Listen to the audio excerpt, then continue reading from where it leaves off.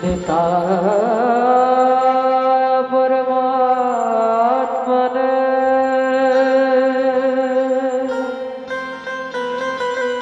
बलभद्र सुभद्राभ्यां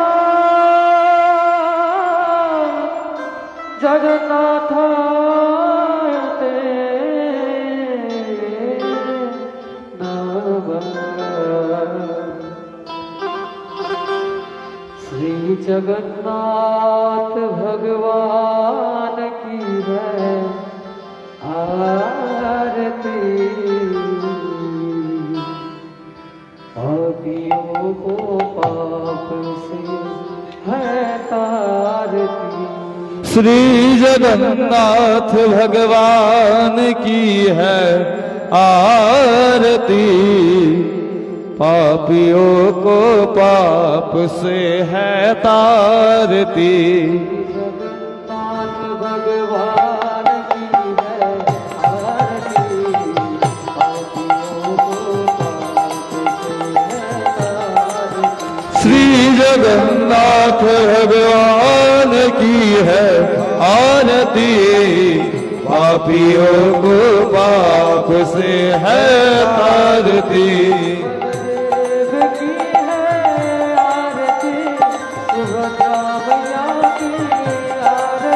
बलदेव जी की आरती, सुभद्रा मैया की आरती।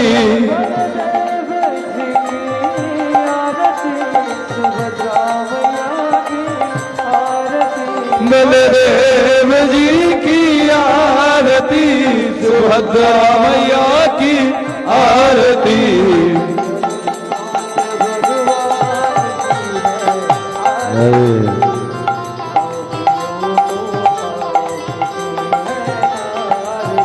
श्री जगन्नाथ भगवान की है आरती, पापियों को पाप से है तारती।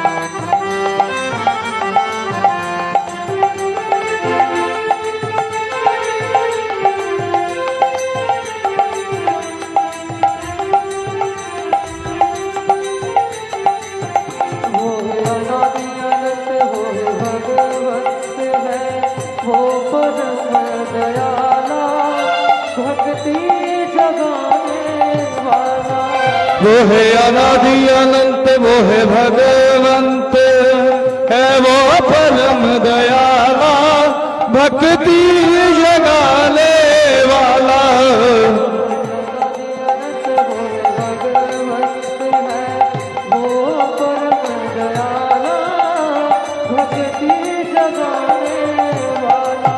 वो है तब है भगवंत, वो परम दयाला, भक्ति जगाने वाला।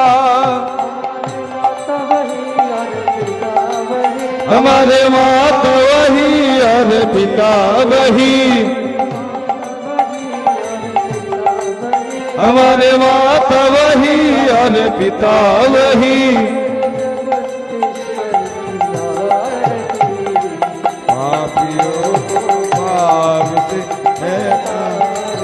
श्री जगन्नाथ भगवान की है आरती, पापियों को पाप से है तारती।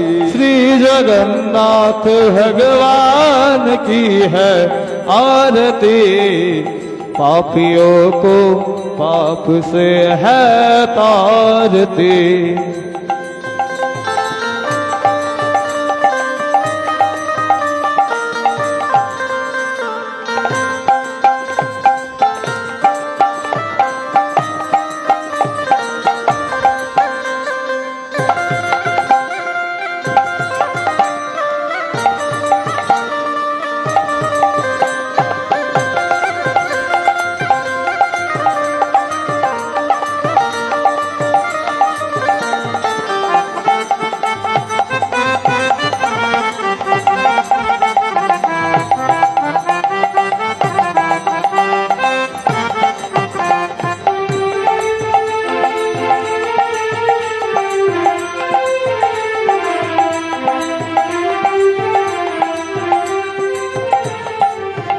वो है अधम तारन, वो है पतित पावन, नव ज्योत जगाने वाला, निराला वृंदावन वाला। वो है अधम तारन, वो है पतित पावन, नव ज्योत जगाने वाला, निराला वृंदावन के वाला।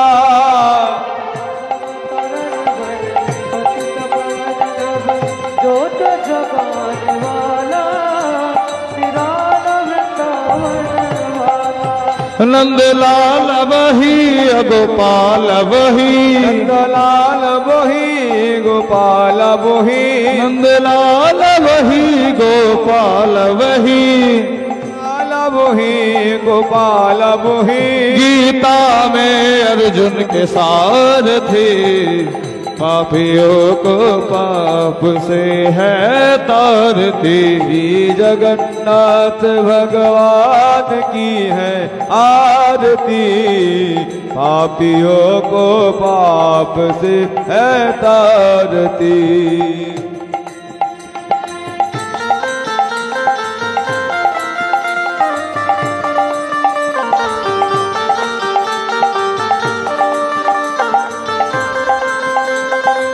जय हो।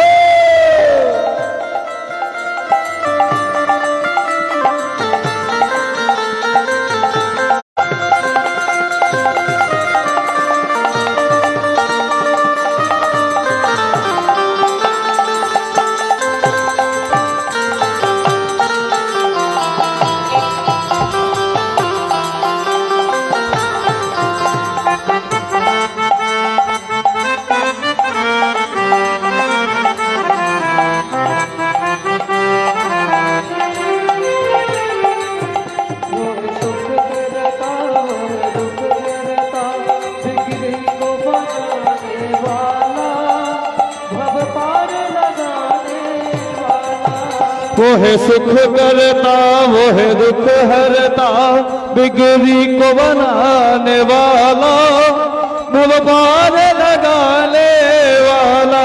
वो है सुख करता, वो है दुख हरता, बिगड़ी को बनाने वाला, भव पार लगाने वाला। दीननाथ ही प्राणनाथ वही, दीननाथ वही प्राणनाथ वही।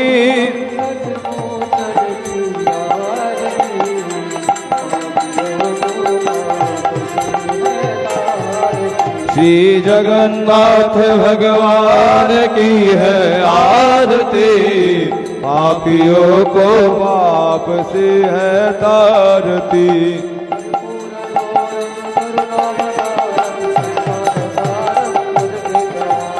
कर्पूर गौरम करुणावतारम, संसार सारम भुजगेन्द्रहारम। कर्पूर गौरम करुणावतारम, संसार सारम भुजगेन्द्रहारम। सदा वसन्तं हृदयारविन्दे, सदा वसन्तं हृदयारविन्दे, सदा वसन्तं हृदयारविन्दे। भवं भवानी सहितं नमामि, भवं भवानी सहितं नमामि। त्वमेव स्वरूपिता त्वमेव, त्वमेव बन्धुश्च सखा त्वमेव, त्वमेव विद्या ध्रुवं त्वमेव, त्वमेव सर्वं मदेव देव। स्वपिता त्वमेव, त्वमेव बन्धुश्च सखा त्वमेव, विद्या ध्रुवं त्वमेव। बोलो जगन्नाथ स्वामी नयन पथगामी, नयन पथगामी भव तुमे। जय जगन्नाथ स्वामी नयन पथगामी, नयनगामी भव तुमे। बोलो जगन्नाथ स्वामी नयन पथगामी, नयन पथगामी भव तुमे। जय जगन्नाथ स्वामी नयन पथगामी, नयन पथगामी भव तुमे। हरे कृष्ण कृष्ण कृष्ण हरे हरे, हरे राम राम राम हरे हरे। हरे कृष्ण कृष्ण कृष्ण हरे हरे, हरे राम राम राम हरे हरे। জয় জগন্নাথ জয় বলদেব সুভদ্রা মাইয়া জয় সুদর্শন জয় জগন্নাথ জয় বলদেব সুভদ্রা মাইয়া জয় সুদর্শন নিতাই গৌর হরি বল হরি বল হরি বল হরি বল নিতাই গৌর হরি বল হরি বল হরি বল হরি বল জয় জয় গুরুদেব গুরুদেব গুরুদেব গুরুদেব জয় জয় গুরুদেব গুরুদেব গুরুদেব গুরুদেব बोलिए श्रीमद् भागवत महापुराण की जय श्री जगन्नाथ भगवान की जय श्री बलदेव भगवान की जय हो। सुभद्रा महारानी की जय हो। सुदर्शन भगवान की जय हो जय जय श्री राधेश्याम हरि बोल हरे कृष्ण जय निताई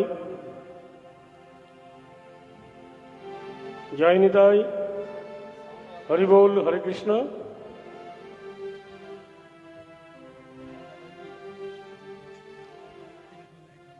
जय निताई हरि बोल हरे कृष्ण जय निताई जय जगन्नाथ हरि बोल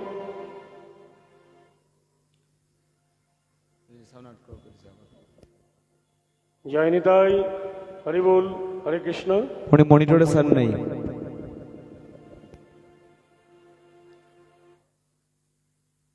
जय निताई हरि बोल हरे कृष्ण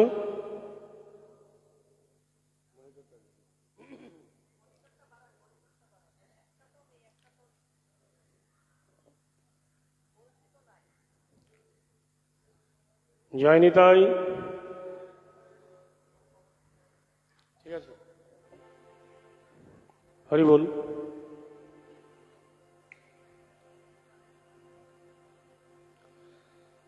नमो अज्ञानतिमिरन्दस्य ज्ञानञ्जनशलाकया चक्षुरुन्मीलितं येन तस्मै श्रीगुरवे नमः वन्देऽहं श्रीगुरुश्रीयुतपादकमलं श्रीगुरून् वैष्णवांश्च श्रीरूपं साग्रजातं सहगण रघुनाथान्वितं तं सजीवं साद्वैतं सावधूतं परिजनसहितं कृष्णचैतन्यदेवं श्रीराधाकृष्णपादान् सहगण ललिता श्रीविशाखान्वितांश्च नमस्त्रिकालसत्ताय जगन्नाथसुताय च सौभित्राय सपुत्राय सकलत्राय ते नमो नमो नमो आनन्दलीलारसविग्रहाय हेमविद्दिव्यच्छविसुन्दराय तस्मै महाप्रेमरसप्रदाय चैतन्यचन्द्राय नमो नमः नमो नित्यानन्द नमस्तभ्यं प्रेमरसप्रदायिने कलिकलुषनाशाय जन्मवापतये नमो नमः अद्वैताय नमस्ते हस्तमहिषाय महात्मने यस्य प्रसादात् चैतन्यचरणे जयते रति गदाधरं महं वन्दे मध्वाचार्यनन्दनं महाभावस्वरूपं चैतन्यभिन्नरूपिणम् श्रीवासपण्डितं नौमि गौराङ्गप्रियपार्षदं यस्य कृपालविनपि गौराङ्गो जयते रति नमो ब्रह्मण्यदेवाय गोब्रह्मणहिताय च जगद्धिताय कृष्णाय गोविन्दाय नमो नमो नमो नलीननेत्राय वेणुवद्यविनोदिने राधा अधरसुधापानुशालिने वनमालिने हे कृष्ण करुणा सिंधु दीनबंधु जगतपते गोपेश गोपिकाकांत राधाकांत नमस्तुते नमो कृष्णाय देवदेवाय देवकीनंदनाय च नन्दगोपकुमाराय गोविन्दाय नमो नमो नमो पंकजनाभाय नमो पंकजमालिने নমো পঙ্কজনেত্রায় নমো পঙ্কজাঙ্গয় নমো পুণ্ডরিকাক্ষ নমো পুরুষোত্তমে নমো সর্বলোকাত্মন নমো তীক্ষ্ণচক্রিণে বরহাপিরাভিরামং মৃগমদতিলকং কুণ্ডলাক্রান্তগণ্ডং কঞ্জাক্ষং কম্বকণ্ঠং স্মিতশুভগমুখ সদরেণ্যস্তবেন সমং শান্तं ত্রিভঙ্গং রবিকরভূষণং ভূষিতং বৈজন্তা বন্দে বৃন্দাবনস্থং যুবতী শতবৃতম ব্রহ্মগোপালবেশম অনর্পিতচরিং চিরাত করুণায়বতীর্ণ কলৌ সমর্পয়িতমুন্নতজ্জলরসংস ভক্তিশ্রিয়ম হরিপুরট সুন্দরোদ্যতি কদম্ব সন্দীপিত সদা হৃদয়ে কন্দরে স্ফুরতব সচিনন্দন কালন্নষ্টং ভক্তিযুগং নিজং যো প্রদুষ্কর্তং চৈতন্য নামা আবির্ভূতস্তস্য পদারবিন্দে গর্ভং গর্ভং লিয়তং চিত্তবৃঙ্গ তপ্ত কাঞ্চন গৌরাঙ্গী রাধে বৃন্দাবনেশ্বরী বৃষভানুসুতে দেবী প্রণমামি হরিপ্রিয়ে বৃন্দাবৈ তুলসী দিব্যৈ প্রিয়ায় কেশবস্য চ কৃষ্ণভক্তিপদে দেবী সত্যবত্তৈ নমো নমঃ শ্রীরূপ সনাতন ভট্ট রঘুনাথ শ্রীজীব গোপাল ভট্ট দাস রঘুনাথ এই ছয় গোসাইয়ের করি চরণ বন্দন যাহা হইতে বিঘ্ন নাশ অভীষ্ট পূরণ এই ছয় গোসাই যার মই তার দাস তাসবার পদরেণ মোর পঞ্চগ্রাস নমো বঞ্ছা কল্পতরুভশ্চ কৃপা সিন্ধুভ্যেব চ পতিতানাং পাবনেভ্যো বৈষ্ণবেভ্যো নমো নমঃ হরের নাম হরের নাম হরের নামৈব কেবলম কলৌ নস্তেব নস্তেব নস্তেব গতিরন্যথা কলিযুগে ধর্ম হয় হরি সংকীর্তন এতদর্থে অবতীর্ণ শ্রী সচিনন্দন শ্রীকৃষ্ণ চৈতন্য প্রভু নিত্যানন্দ শ্রী অদ্বৈত গদাধর শ্রীবাসাদি গৌর ভক্তবৃন্দ হরে কৃষ্ণ কৃষ্ণ কৃষ্ণ হরে হরে হরে রাম রাম রাম হরে হরে নারায়ণং নমস্কৃত্যং নরং চৈব নরোত্তমং দেবীং সরস্বতীং বেশং ততো জয়মুদীরয়েৎ হে দয়াল নিতাই গৌর শীতনাথ সাক্ষাৎ গৌরগত কৃষ্ণগত ভক্তবৃন্দের শ্রীচরণে মোর কোটি দণ্ডবত প্রণাম। ভাগবতী শ্রীকৃষ্ণ চৈতন্য চন্দ্রায় শ্রীকৃষ্ণায় নিত্যানন্দ চন্দ্রায় শ্রী অদ্বৈত চন্দ্রায় নমঃ নমঃ। গুরুবে গৌরচন্দ্রায় রাধিকায় তদালয় কৃষ্ণায় কৃষ্ণ ভক্তায় তদ্ভক্তায় নমো নমঃ। বল ভাই পরম দয়াল পতিত পাবন গুরু মহারাজ কি জয়, ভাগবত মহাপুরাণ কি জয়, হরিনাম সংকীর্তন কি জয়, ভক্তি দেবী তুলসী মহারানী কি জয়। সচ্চিদানন্দ রূপায় বিশ্বৎপত্তাদি হেতবে তাপত্রয় বিনাশায় শ্রীকৃষ্ণায় বয়ং নমঃ।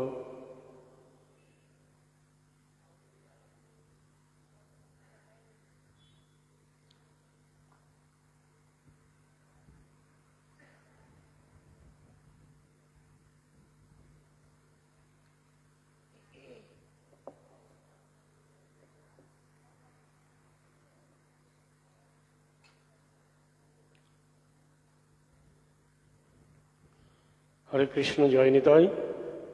গুরু গৌরাঙ্গের অশেষ কৃপায় গতদিনের নেই আজকেও আমরা একত্রিত হলাম ভাগবতীয় কথায় বাবা লোকনাথের মন্দির প্রাঙ্গণে, যা ছিল আমাদের জগন্নাথ দেবের রথযাত্রা মহামহোৎসবকে কেন্দ্র করে 7 দিনব্যাপী হরিকথার এক আয়োজন, যার দ্বিতীয় দিনের দ্বিতীয় চরণে আমরা একত্রিত হলাম ভাগবত চরণ পদ্মে।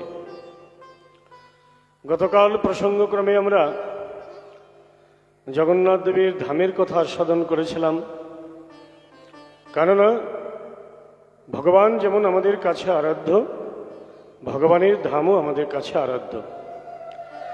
এবং গতকাল আমরা রথ আর রথির কথা আস্বাদন করেছিলাম।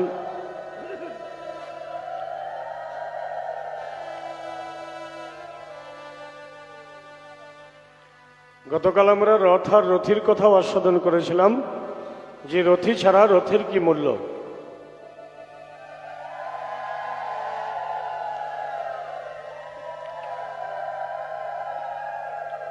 তো শাস্ত্রকার বললেন, হরিদ্বার তীরস্থ ব্রহ্মকুণ্ড সমীপে রাজাধিরাজ মহারাজ পরীক্ষিত, যিনি পাণ্ডু কুলতিলক অভিমন্যু সুত উত্তরানন্দন, সেই রাজাধিরাজ মহারাজ পরীক্ষিত একদা ব্রহ্ম শাপে আক্রান্ত হয়ে জীবনের পরমায়ু কেবল 7 দিন জেনে মৃত্যু কালোপযোগী হরিলীলা কথামৃত শ্রবণে ব্রতী হলেন তৃষ্ণাতুর চাতক পাখির ন্যায়।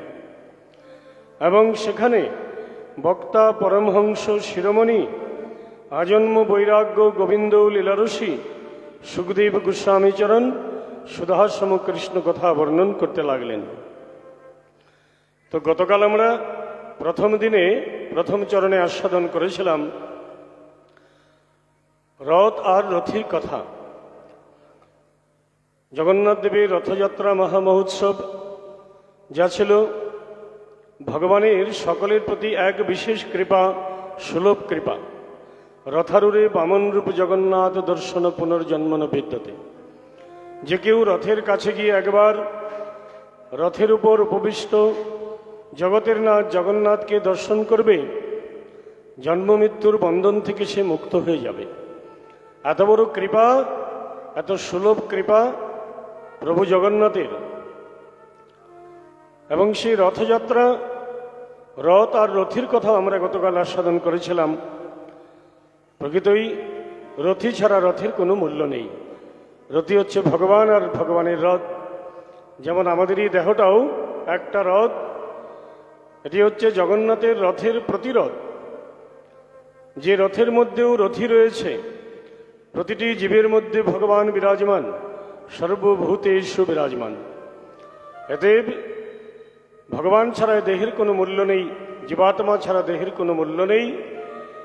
মূল্যায়ন তো কেবল আত্মার দ্বারা। তাই তো মানব জীবনের সবচাইতে বড় শিক্ষা হচ্ছে আত্মজ্ঞান লাভ করা, আত্মার অস্তিত্বকে জানা।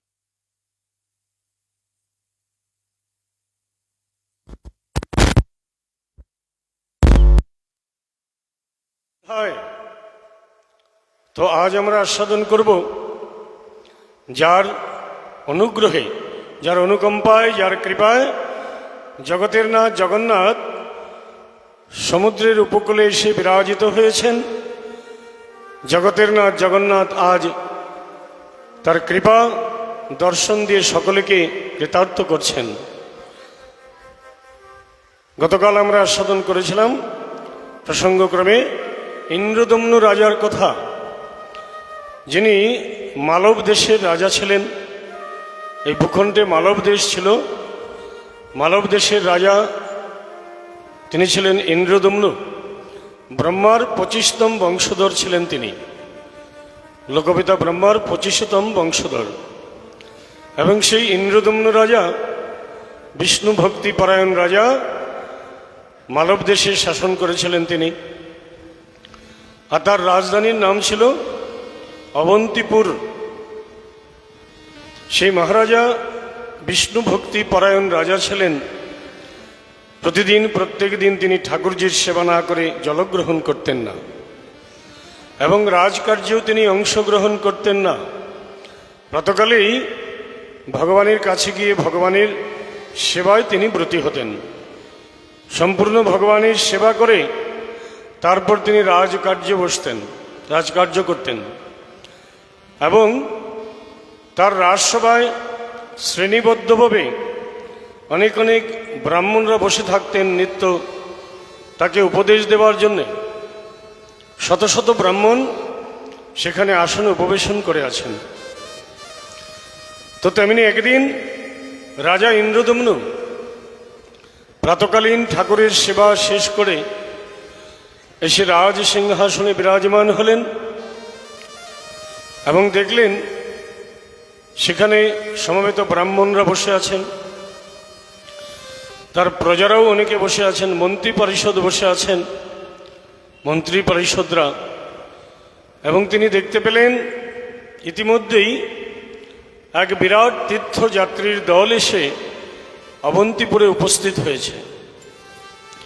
এক তীর্থযাত্রীর দল তিনি রাজসভায় দেখতে পেলেন। আর মহারাজ ইন্দ্রের বহুদিনের একটি প্রশ্ন ছিল, একটু জিজ্ঞাসা ছিল।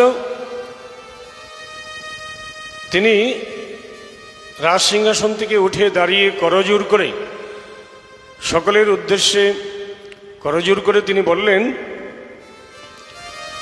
আপনাদের মধ্যে এমন ব্যক্তিটি কে আছে যে বলতে পারবেন এই গ্রহের মধ্যে এমন কোথায় কি মন্দিরটি আছে যেখানে গেলে ভগবানকে সরাসরি দেখা যাবে? এই সমস্ত গ্রহের মধ্যে এমন জায়গাটি কোনটি আছে, কোন জায়গা আছে যেখানে গেলে ভগবানকে সরাসরি দেখা যাবে? সাধারণ প্রশ্ন তো নয়। এমন প্রশ্ন করলেন তিনি, স্তব্ধ হয়ে গেল রাজসভা। একেবারেই কোনো শব্দ হচ্ছে না, মহারাজের এমন প্রশ্ন।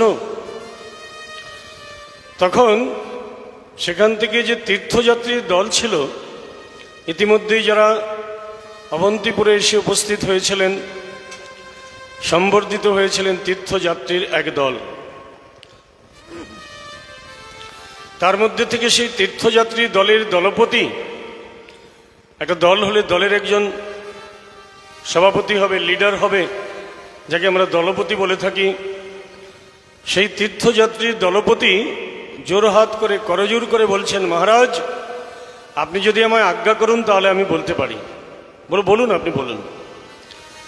তখন তিনি দাঁড়িয়ে, তীর্থযাত্রীর দল দাঁড়িয়ে, মানে দলপতি দাঁড়িয়ে করজোড় করে মহারাজকে বলতে লাগলেন, আর সবাই শুনছে, যে মহারাজ এই গ্রহে যত তীর্থ রয়েছে আমি সমস্ত তীর্থের ভ্রমণ করেছি এবং আমি প্রত্যক্ষ দর্শন করেছি, তাই ব্যক্তিগত অভিজ্ঞতার কথাই আপনাকে বলছি। দক্ষিণ সমুদ্রের তীরে নীলগিরি নামক এক পর্বত আছে। সেই পর্বত শিখরে এক রোহিণী কুণ্ড আছে। কুণ্ড তীরে এক অক্ষয় বট বিরাজমান। সেখানে সংলগ্ন এক মন্দির, যেখানে ইন্দ্রনীল মণিময় বিগ্রহ রূপে ভগবান বিরাজমান। ইন্দ্রনীল মণি দিয়ে তৈরি করা ভগবানের বিগ্রহটি, সেখানে ভগবান নিত্য দেবতাদের দ্বারা পূজিত হচ্ছেন। এই মর্তভূমির কেউ নয়, স্বর্গের বিভিন্ন দেবতারা এসে তার পুজো করছেন। প্রত্যেক দিন তারা প্রত্যক্ষ ভগবানকে দর্শন করছেন এবং আমিও দর্শন করেছি। এমন করে সেই তীর্থযাত্রীর দলপতি বললেন, আর বলার সঙ্গে সঙ্গে তিনি অন্তর্ধান হয়ে গেলেন। এই সংবাদ দেওয়ার পরে তিনি অন্তর্ধান হয়ে গেলেন, আর তাকে দেখা গেল না। সেদিনের রাজসভা হলো। মহারাজ রাজসভা যখন সমাপ্ত হলো, মুলতবি হলো, সেই ব্রাহ্মণদের মধ্যে শ্রেণীবদ্ধভাবে বসেছিলেন ব্রাহ্মণরা। যে রাজার রাজ্যে ব্রাহ্মণদের এমন মর্যাদা ছিল, তার রাজসভায় একটা বিশেষ জায়গা ছিল যেখানে ব্রাহ্মণদের জন্য আসন ছিল, আর শত শত ব্রাহ্মণরা সেখানে বসে থাকতেন মহারাজকে উপদেশ দেবার জন্যে। সেই ব্রাহ্মণদের মধ্যে কনিষ্ঠ একজন ব্রাহ্মণ, যার নাম হলো বিদ্যাপতি।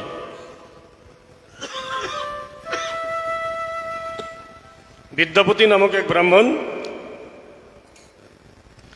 তিনি তখন সেখানে বসেছিলেন, আর মহারাজের খুব বিশ্বস্ত ছিলেন তিনি, বিদ্যাপতি। সেই বিদ্যাপতিকে ডেকে কাছে এনে মহারাজ বললেন, বলে বিদ্যাপতি, কাল বিলম্ব না করে তুমি অতি শীঘ্রই তার সন্ধান করো, সেই তীর্থটি কোথায় আছে, নীলগিরি পর্বত কোথায়, আর পর্বত শিখরে ইন্দ্রনীল মণিময় বিগ্রহ রূপে ভগবান বিরাজমান, যে ভগবানের নাম হচ্ছে নীল মাধব। জগন্নাথ, যে জগন্নাথকে আজকে আমরা দেখতে পাচ্ছি সমুদ্রের উপকূলে, সেই জগন্নাথ রূপে আবির্ভূত হবার পূর্বে তিনি উড্র দেশের নীলগিরি পর্বতে দক্ষিণ সমুদ্রের তীরে ইন্দ্রনীল মণিময় বিগ্রহরূপে প্রকাশ হয়েছিলেন, যার নাম হল নীলমাধব। কেবল স্বর্গের দেবতারাই তার পূজার অধিকার লাভ করেছিলেন। মর্তবাসীর মধ্যে কেবল একজন তার পূজার অধিকার পেয়েছিলেন, তিনি তার সেবক ছিলেন, যার নাম হল বিশ্বা বসু। তিনি ছিলেন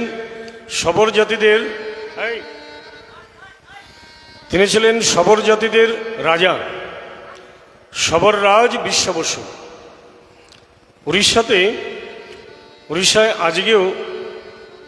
উড়িষ্যায় অনেক জাতি রয়েছে। কেউ কেউ বলেন যে 36টা তাদের জাতীয় উপজাতি আছে। তার মধ্যে শবর জাতি বলে একটা জাতি আছে, নিচু শ্রেণীর, তারা শবর জাতি। এখনো সে নীলমাধবের কাছে গেলে শবর পল্লী দেখা যায়। অনেক শবর জাতিরা আজও এখানে আছে। তাদেরই রাজা ছিলেন একদিন বিশ্বা বসু, যিনি নীলমাধবের সেবা করতেন। এবং তিনি যে নীলমাধবের সেবা করতে যেতেন, তার গৃহ থেকে তিনি প্রতিদিন রাতের বেলা যেতেন। এবং রাতের বেলাও যদি যেতেন, তিনি চোখে কাপড় বেঁধে, পট্টি বেঁধে যেতেন। তিনি সরাসরি তিনি রাস্তা এমন করে হাত এগিয়ে দিয়ে রাস্তা দেখে দেখে অনুমান করে করে তিনি চলে যেতেন। আর তিনি যখন যেতেন, একটা রাস্তা হয়ে যেত। তিনি যখন নীলমাধবের কাছে গিয়ে পৌঁছে যেতেন, রাস্তা বন্ধ হয়ে যেত। আবার যখন তিনি সেবা শেষ করে প্রাতকালে একেবারে ব্রাহ্ম মুহূর্তে বাড়িতে ফিরে আসতেন, একটা রাস্তা তিনি দেখতে পেতেন। তখন আর তার চোখে পট্টি থাকতো না, তিনি তখন তার গৃহে ফিরে আসতেন। প্রতিদিন এমনি করে রাতের বেলায় তিনি গিয়ে নীলমাধবের সেবা করতেন। আর নীলমাধব তার দ্বারা সেবিত হয়ে বড় সুখী হয়েছেন। তিনি বড় তৃপ্ত বিশ্বা বসুর দ্বারা সেবিত হয়ে। আর এইভাবে শবর জাতির রাজা বিশ্বা বসু প্রত্যেক দিন সেবা করতেন।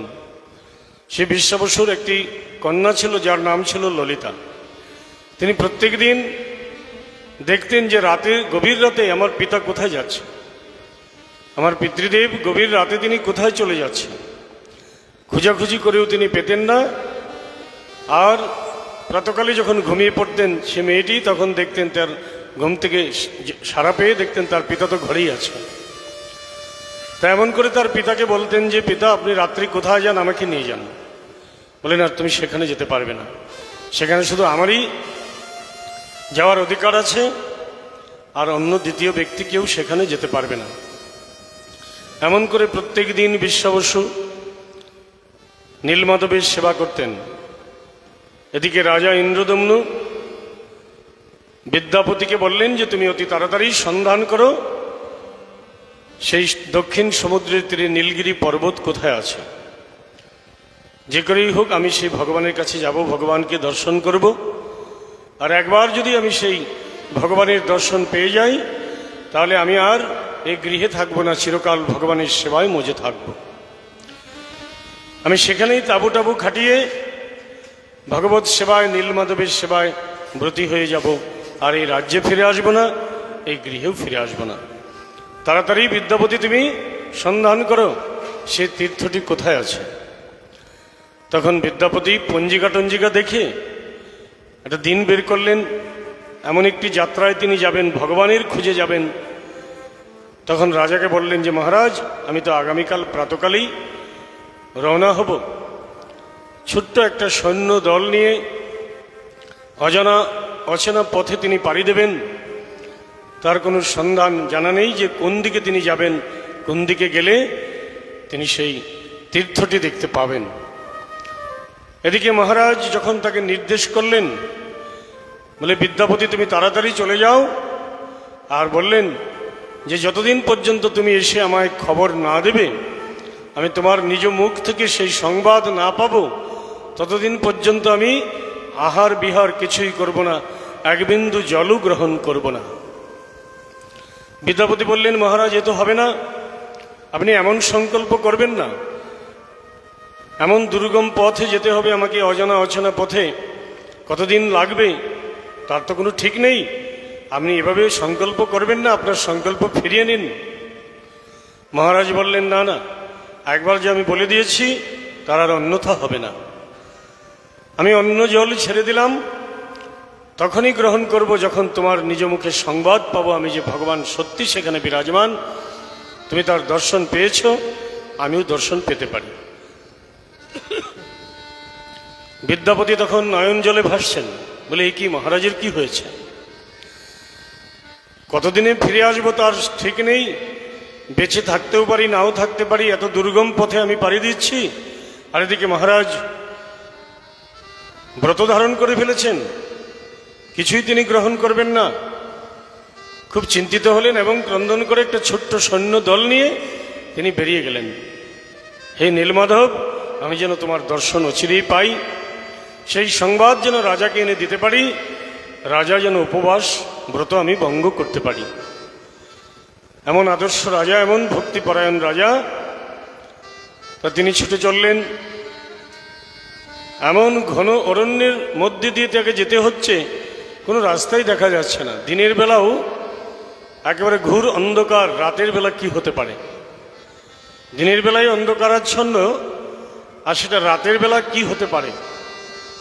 সেই পথে বিদ্যাপতি কেবল এক ভরসা, নীলমাধবের নাম জপ করতে করতে, হে প্রভু, হে জগদীশ্বর, হে নীলমাধব, হে ইন্দ্রনীল মণিময় বিগ্রহ। সে বিগ্রহের চতুর্ভুজ ছিল, চতুর্ভুজ রূপে ভগবান ইন্দ্রনীল মণিময় বিগ্রহ রূপে নীলমাধব রূপে আবির্ভূত হয়েছিলেন। আজকে সেই জায়গার নামই হচ্ছে নীলমাধব। পুরী থেকে, জগন্নাথ পুরী থেকে 130 কিলোমিটার যেতে হবে। উড়িষ্যায় সবচাইতে বড় নদী যেটা মহানদী, মহানদীর তীরেই রয়েছে নীলগিরি পর্বত, আজকেও আছে। সেই পর্বত শিখরে নীলমাধবের মন্দির রয়েছে। আশপাশে আরও অনেক মন্দির, যেমন জগন্নাথ মন্দির। জগন্নাথ মন্দিরে যারা যাবেন, গিয়েছেন, সেখানে শুধু জগন্নাথেরই দর্শন হবে না, সেই দেবালয়ে আরও অনেক ঠাকুরজি রয়েছে। সত্যনারায়ণ সেখানে বিরাজমান, কাঞ্চিরাজের গণেশজি সেখানে বিরাজমান, সাক্ষী গোপাল সেখানে বিরাজমান, লক্ষ্মীদেবীর শ্রী মন্দির রয়েছে, অন্নপূর্ণা দেবীর রয়েছে, সত্যভামার মন্দির রয়েছে, এমন মহাপ্রভুর মন্দির রয়েছে, শ্রী চৈতন্য মহাপ্রভুর পদচিহ্ন তার মন্দিরও বিরাজমান, ভক্ত গরুরের মন্দির রয়েছে সেখানে, হনুমানজির মন্দির রয়েছে সেখানে। এমন দেখা যায়। সেই দেবালয়ের মধ্যে গেলে আমরা জানব বিস্তারিতভাবে। আজকে তো দ্বিতীয় দিন, আমাদের 7 দিন সময়সীমা আমরা পাব। তো 7 দিন কিন্তু আর পাবো না, আজকের দিনটি গেলে আর 5 দিন কেবল পাবো। আজকে তো দ্বিতীয় দিন হয়ে গেছে। ঠিক এইভাবে বিদ্যাপতি যেতে লাগলেন। যেতে যেতে তিনি এমন ঘন অরণ্যের মধ্যে দিয়ে যেতে হচ্ছে তাকে, তার সৈন্যরা পেছন থেকে চলেই গেলেন, একা তিনি তখন যাত্রা করতে লাগলেন। যে প্রাণ চলে গেলেও আমি এই যাত্রা সমাপ্ত করব না যতক্ষণ না আমি সেই ঠাকুরজির দর্শন পাই। মনে মনে কেবল এক চিন্তা, হে প্রভু, হে নীলমাধব, আমি যেন একটি বারের জন্য তোমাকে দেখা পাই, রাজাকে গিয়ে যেন সেই সংবাদ আমি দিতে পারি। বিদ্যাপতি ভাবে চলতে লাগলেন। তিনি যে চলছেন, ঘোড়ায় করে চলছিলেন, তারপর তো তিনি এক জায়গায় রেখে দিলেন তার অশ্বকে। এমন পথে যাচ্ছেন, এভাবে হাত প্রসার করে করে দিনের বেলায়ও তাকে যেতে হচ্ছে, সামনে কিছু আছে কিনা। পদব্রজে যাচ্ছেন তিনি পায়ে হেঁটে। খুরদার প্রস্তর, খুরের মতো ধার পাথর, খুরদার প্রস্তর, সেই প্রস্তরের পথ, তাও তো দুদিকে ঘন অরণ্যে ঢাকা, দেখাই যাচ্ছে না সে পথ। এমন করে যেতে যেতে যেতে যেতে বহুদিন পদব্রজে চলে না খেয়ে যে খাবার তিনি নিয়েছিলেন কিছু, সে খাবার সমাপ্ত হয়ে গেছে, শেষ হয়ে গেছে। কেবলই সেখানে কোথাও কোথাও একটু জলপান তিনি করেছিলেন, আর কোনো কিছুই খেলেন না। কিন্তু অন্তরে তীব্র ভক্তি, একাগ্রতা, একনিষ্ঠতা, শুধু কেবল তিনি নীলমাধবকে ডাকছেন যে প্রভু আমি যেন তোমার দেখা পাই, এই জীবন যেন তোমাকে দেখে ধন্য করতে পারি। এইভাবে অনেক দিন লাগিয়ে পদব্রজে যেতে যেতে তিনি একটা বিশাল জায়গা, বিশাল বনে গিয়ে পৌঁছলেন। সে বনের নাম হচ্ছে একাম্র বন। আমরা যে কথা আস্বাদন করছি স্কন্দ পুরাণের বর্ণনা অনুযায়ী আমরা আস্বাদন করছি। স্কন্দ পুরাণে জগন্নাথ দেবের যে বিবরণ রয়েছে, তার লীলা কথা রয়েছে, তার আধারেই আমরা আস্বাদন করছি। কেউ প্রমাণ করেও দেখতে পাবেন, কেননা শাস্ত্র বললেন যে একজন বললেন আর তার কথা আমি বিশ্বাস করে নেব। শাস্ত্র বাক্য গুরু বাক্য হৃদয়তে করিয়া ঐক্য। গুরুদেবের কথা শুনবো, সাধু মহাত্মার কথা শুনবো, তারপর শাস্ত্র অনুশীলন করে দেখব সেটা শাস্ত্রসম্মত কিনা। সেটাই হচ্ছে পরীক্ষা। শাস্ত্রসম্মত যেটা সেটাকেই আমরা গ্রহণ করব, সেটাই গ্রহণযোগ্য। আর শাস্ত্রের বাইরে কেউ কোনো মনোকল্পিত কথা বলবে, নিজের বানানো কথা বলবে, সেটা শুনবো কেন? কি প্রয়োজন আছে? কেবলই শাস্ত্র কথা আমরা আস্বাদন করব, যে শাস্ত্র ভগবান প্রণয়ন করেছেন, যেটা একেবারেই সত্য, সত্য নয়, পরম সত্য। একাম্র বনে গিয়ে পৌঁছালেন। একাম্র বন আজকে যে জায়গার নাম হচ্ছে ভুবনেশ্বর, হাজার হাজার বছর আগে তার নাম ছিল একাম্র বন। সেই একাম্র বনে পৌঁছে তিনি দেখতে পেলেন লোকালয়, সেখানে কিছু লোক বসতি তিনি দেখতে পেলেন। খড় দিয়ে নির্মিত ছোট ছোট কুটির, সেখানে ঠাকুরজির পূজা হচ্ছে, দেবাদিদেব মহাদেবের, লক্ষ্মী দেবীর পুজো হচ্ছে। জায়গা জায়গায় দেখতে লাগলেন তিনি। কিছু লোকবসতি দেখতে পেয়ে সেখানে জিজ্ঞাসা করলেন অনেককেই, বলে নীলগিরি পর্বত কোন দিকে? আমাকে সন্ধান দিন আপনারা, নীলগিরি পর্বতের দিকে আমি যাব, কোন দিকে যাব? তখন তারা যাদের কাছে জিজ্ঞাসা করলেন তারা মাথায় হাত দিয়ে বসলেন, বলে বলছি কি? তারা জানতেন নীলগিরি পর্বত কোথায়, কিন্তু তারা ভাবলেন যে ব্যক্তি কি করে যাবে সেখানে, যাবার তো কোনো রাস্তাই নেই, আর সে বলছে সেখানে যাবে। তথাপি তার একাগ্রতা একনিষ্ঠতা দেখে বলে দিলেন যে এই পথে গেলে কবে গিয়ে পৌঁছাবেন আপনি সেটার কিন্তু বলা মুশকিল, সেটা কিন্তু বলা যাবে না, কিন্তু আপনি এই পথে গেলেই একদিন না একদিন আপনি নীলগিরি পর্বতের সন্ধান পেতে পারেন। তখনই তিনি নীলমাধবের নাম নিয়ে ঠাকুরজির নাম করে করে আবার সে একাম্র বন থেকে তিনি যাত্রা শুরু করলেন নীলগিরি পর্বতের দিকে। সেখানেও তাকে বহুদিন পথ অতিক্রম করতে হলো। সে একই রকম রাস্তা, ঘন অরণ্যের মাঝ দিয়ে, কখনো কখনো খুরদার প্রস্তরের পথ দিয়ে যেতে যেতে তিনি মহানদীর তীরে পৌঁছে গেলেন। মহানদীর তীরে পৌঁছে তিনি দেখলেন বিশাল উঁচু সেই পর্বত।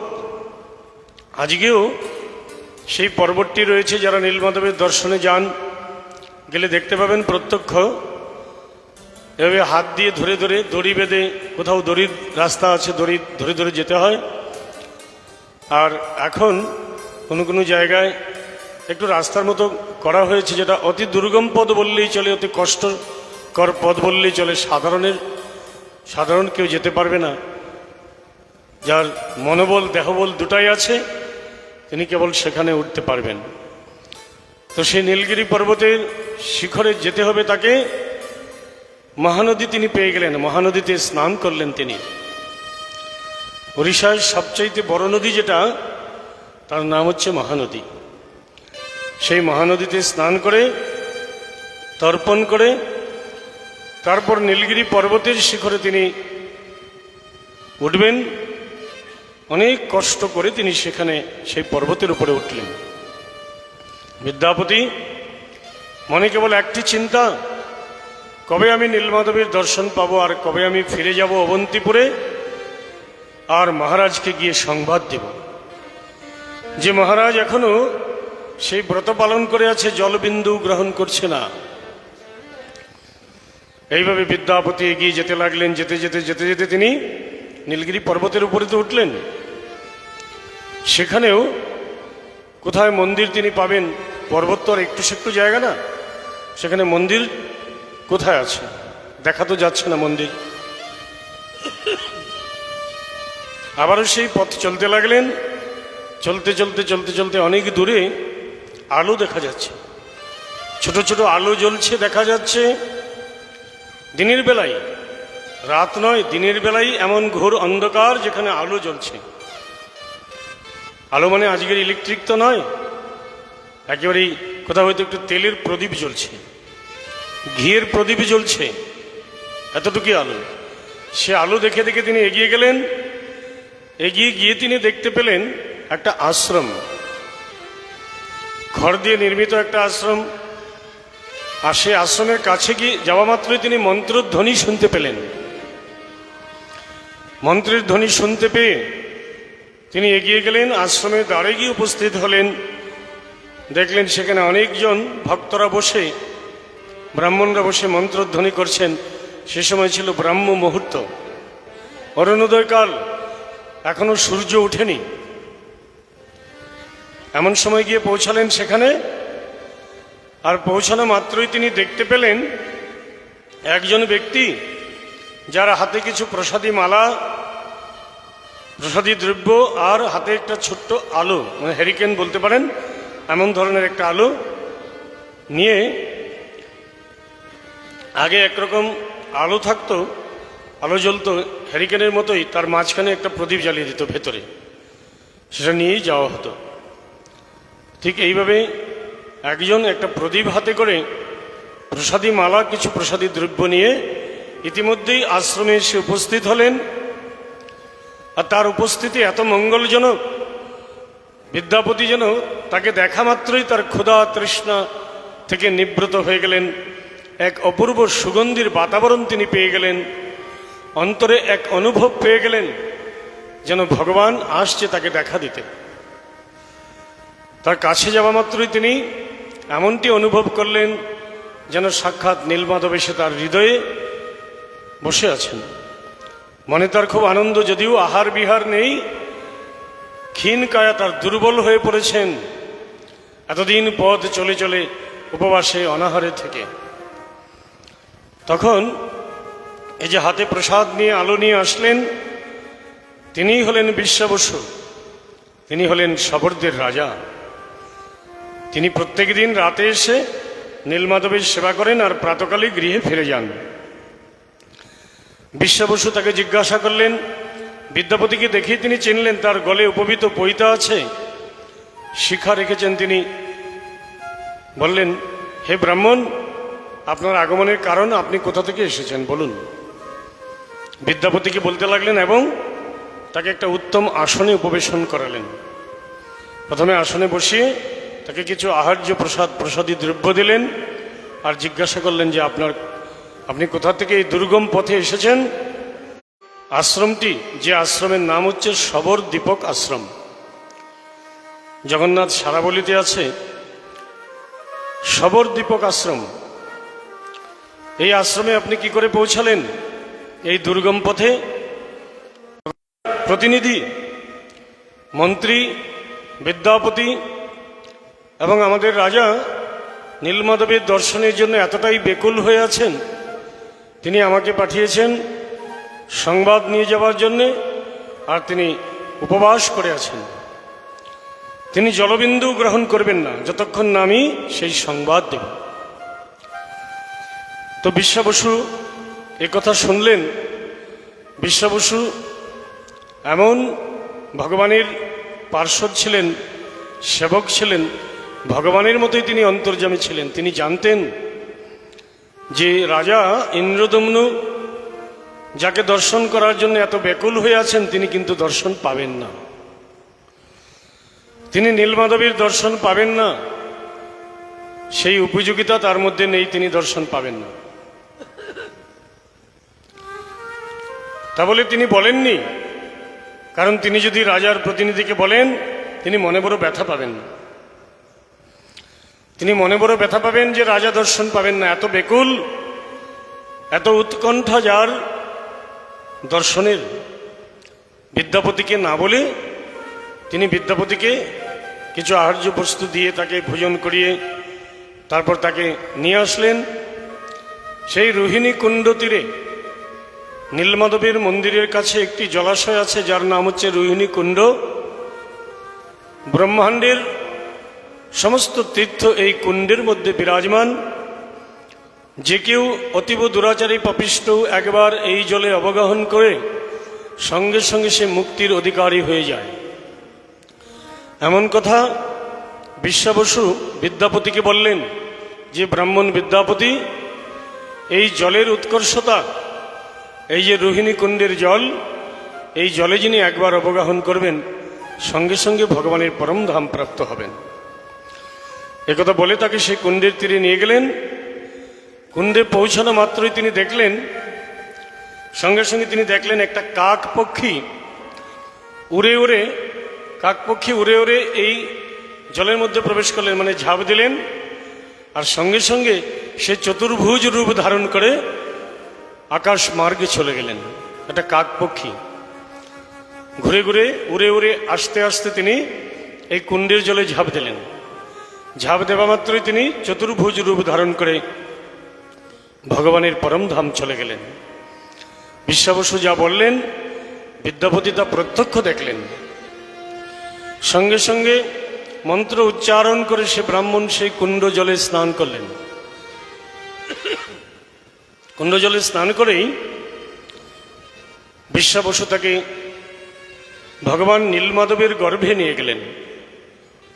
সেই পাহাড়ের উঁচুতে এখনো সেই মন্দিরটি আছে, হাজার হাজার বৎসরের পুরনো মন্দির। আপনাদের আশীর্বাদে আমি দুবার গিয়েছিলাম, দুইবার যাবার সৌভাগ্য হয়েছিল সেখানে, অনেক কষ্ট করে।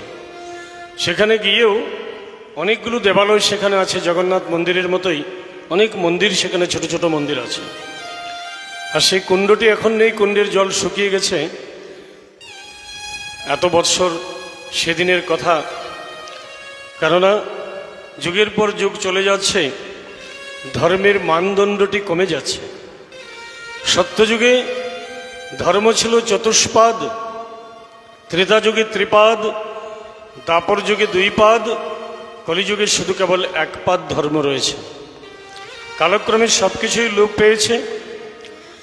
আজ যে সমস্ত তীর্থে আমরা যেতে পারছি, তীর্থযাত্রায় আমরা যাবার সুযোগ পাচ্ছি, তা কেবলই কলিযুগ পাবনাবতার শ্রীমন মহাপ্রভুর অশেষ কৃপায়। মহাপ্রভু গোস্বামীদেরকে বৃন্দাবনে পাঠালেন, বলে তোমরা ব্রজে যাও, ব্রজে গিয়ে লুপ্ত তীর্থ উদ্ধার করো আর শাস্ত্র প্রণয়ন করো। শাস্ত্র প্রণয়ন করো আর লুপ্ত তীর্থগুলোকে উদ্ধার করো। এমন নির্দেশ মহাপ্রভু দিয়েছিলেন সেই গোস্বামীগণকে, যা আমরা কীর্তন করে থাকি, শুনে থাকি। এই ছয় গোসাই জবে ব্রজে করিলেন বাস, রাধাকৃষ্ণের যুগল সেবা করিলেন প্রকাশ। এই ছয় গোসাই যারে করুণা করিবে, ব্রজে রাধা কৃষ্ণ সেবা অবশ্য সে পাইবে। অর্থাৎ সেই গোস্বামীগণের কৃপা না হলে কারোই তীর্থযাত্রা, ঠাকুরজির সেবা, রাধাকৃষ্ণকে লাভ করা হবে না। তাদের বিশেষ কৃপা লাভ করতে হবে। তাই সেই তীর্থগুলো আজকে আমরা তাদের জন্যই দেখতে পাচ্ছি। আজকের শাস্ত্রও আমরা তাদের জন্যই দেখতে পাচ্ছি, তাদের প্রণয়ন করা শাস্ত্র, যারা নিজের জীবনকে এমনভাবে উৎসর্গ করেছিলেন, 1.5-2 ঘন্টা ঘুমাতেন। আমরা ক ঘন্টা ঘুমাই? তারা 1.5-2 ঘন্টা ঘুমাতেন। ভিক্ষেও করতেন না, রান্না করেও খেতেন না। কেউ মাধুকরী করতেন, তাদের মধ্যে 2-1 জন মাধুকরী করতেন, হরিনাম করে করে রাস্তা দিয়ে যেতেন। আর কারো যদি ইচ্ছে হতো তাদেরকে কিছু দিতেন, সেটাই নিয়ে তারা উদর পূরণ করতেন। আর একবার হাতে কিছু পেয়ে গেলে আর যেতেন না, ফিরে এসে যেতেন, বলে হয়ে গেছে। আর অনেকের মধ্যেই এমন সংকল্প ছিল, অযাচিত মনোভাব, বলে চেয়ে কারো কাছ থেকে নেব না, প্রয়োজনে প্রাণ চলে যাক। শুধু কেবল লেখনী নিয়ে থাকতেন, নামের মালা নিয়ে বসে থাকতেন, কেবল কি করে জীব উদ্ধার হবে সেই চিন্তা নিয়ে থাকতেন। কখনো কখনো ছদ্মবেশ ধারণ করে কখনো কখনো ছদ্মবেশ ধারণ করে, কখনো ভগবান শ্যামসুন্দর, কখনো রাধারানী এসে তাকে ভোজন করিয়ে যেতেন তাদেরকে। রূপ গোস্বামী, শ্রীরূপ গোস্বামী রাধাকুণ্ডের তীরে বসে শাস্ত্র প্রণয়ন করছেন, লিখছেন। সেই প্রাতকালে বসেছেন, মধ্যাহ্ন সময় পেরিয়ে গেছে, অপরাহ্ন কাল আগত, এখনো জল গ্রহণ করেননি। সেদিকে ভ্রুক্ষেপ নেই, ক্ষুধা তৃষ্ণা বর্জন করে ফেলেছেন। কেবল আত্মার খাদ্যের চিন্তা করছেন এবং আত্মার খাদ্য খেয়ে তারা সুরক্ষিত হচ্ছেন। ঠিক এইভাবে দেখতে দেখতে সন্ধ্যাকাল ঘনিয়ে আসছিল। আর সেই সময় রাধারানী দেখলেন যে আমার রূপ না খেয়ে আছে, এখন অবধি না খেয়ে আছে, আর সেই শাস্ত্র প্রণয়ন করেছে। রাধারানী ব্রজমায়ের বেশ ধারণ করে থালায় করে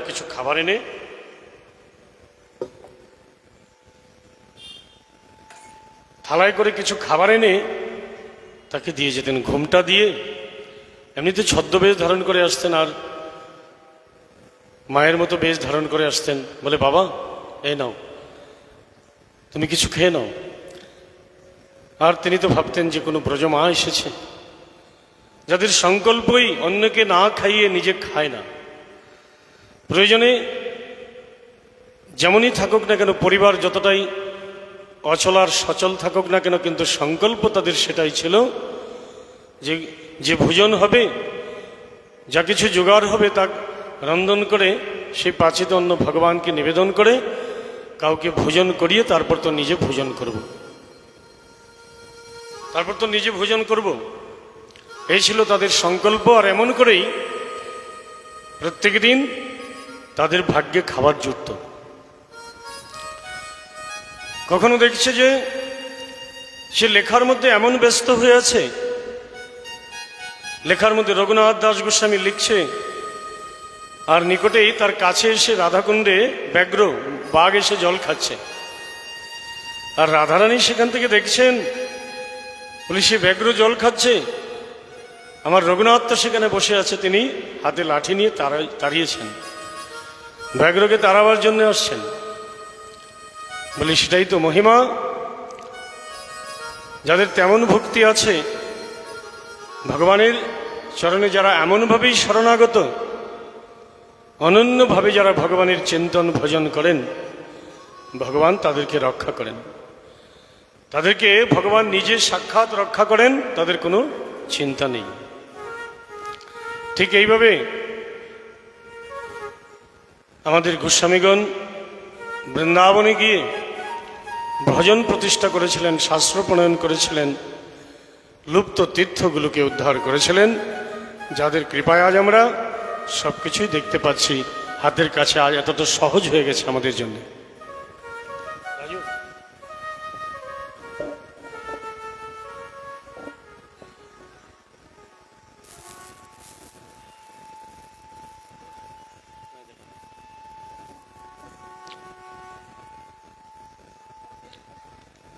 হরিবল। তো এইভাবে বিদ্যাপতি তিনি যখন সে নীলমাধবের কাছে গিয়ে পৌঁছালেন, বিশ্বাবসু তাকে গর্ভগৃহে নিয়ে গেলেন। বিশ্বাবসু তাকে গর্ভগৃহে নিয়ে গেলেন। নয়ন জলে ভাসতে ভাসতে বিদ্যাপতি ভগবানের কাছে গেলেন। গিয়ে দেখলেন সজীব প্রাণবন্ত, সেখানে আর কোনো বিগ্রহকে তিনি দেখতে পেলেন না, সাক্ষাৎ সরাসরি ভগবানকে দেখতে পেলেন। নীলমাধবকে দেখা পেয়ে তিনি দণ্ডবোধ প্রণাম করলেন। নয়ন জলে ভেসে তিনি ভগবানের শ্রীচরণ প্রান্তে প্রণত হলেন। মনে মনে বলতে লাগলেন, হে প্রভু, আজ আমার এই জীবন ধারণ করা সার্থক হয়েছে। আজ আমি জীবন ধারণ করেছি, জীবন আমার সার্থক হয়েছে আপনার রাতুল চরণ দর্শন করে।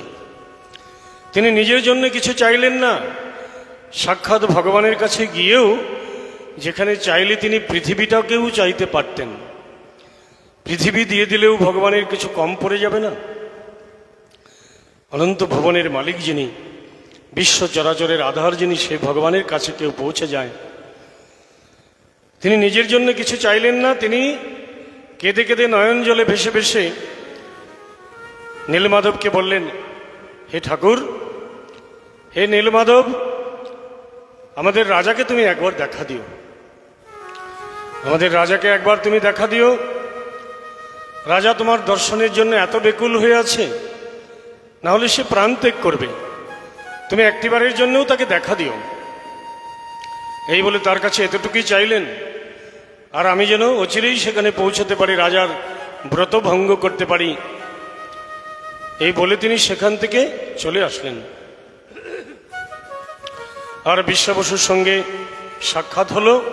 একা তিনি গিয়েছিলেন ঠাকুরজির কাছে। বিশ্বা বসু জানতেন যে যার যতই আকুলতা বেকুলতা থাকুক না কেন, উৎকণ্ঠা থাকুক না কেন, নীলমাধবের দর্শন তো পাবেই না। তখন কি বললেন? বিশ্বা বসু তাকে একটা প্রসাদী মালা দিলেন, বনফুলের গাঁথা মালা। ভগবান নীলমাধবের গলদেশ থেকে এনে প্রসাদী মালা বিদ্যাপতির হাতে দিয়ে দিলেন। ভগবানের প্রসাদী মালা, ভগবানকে যা কিছু নিবেদন করা হয় তা সবই প্রসাদ হয়ে যায়, মহাপ্রসাদ হয়ে যায়। প্রসাদ তিন রকমের আছে, একটা প্রসাদ, একটা মহাপ্রসাদ, আর একটা হচ্ছে মহাপ্রসাদ।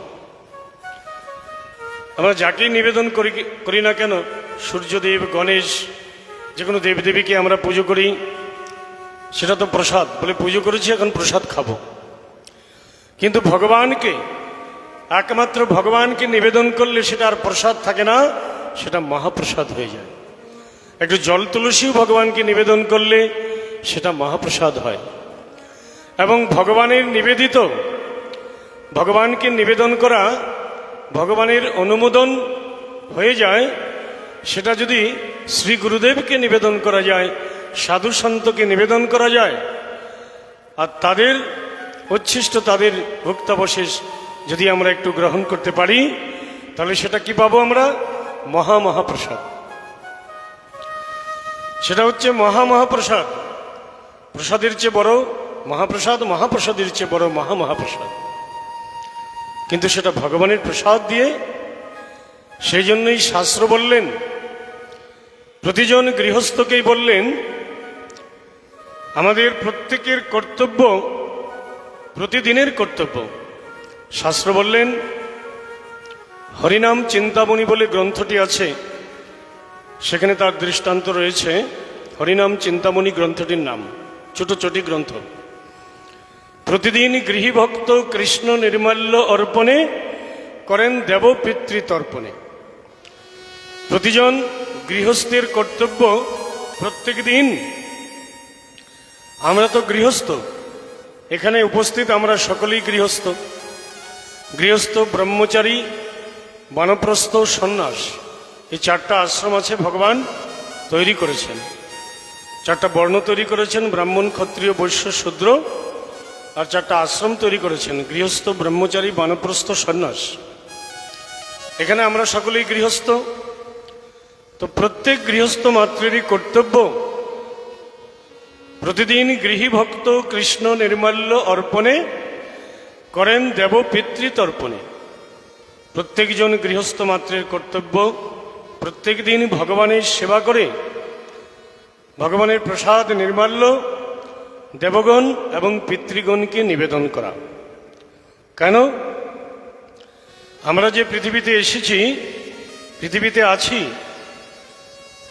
এক তো আমরা চারটা রোগে সকলে আক্রান্ত, সাধু সন্ত মহাত্মা থেকে আরম্ভ করে আমার মতো সাধারণ মানুষ পর্যন্ত চারটা রোগে আক্রান্ত।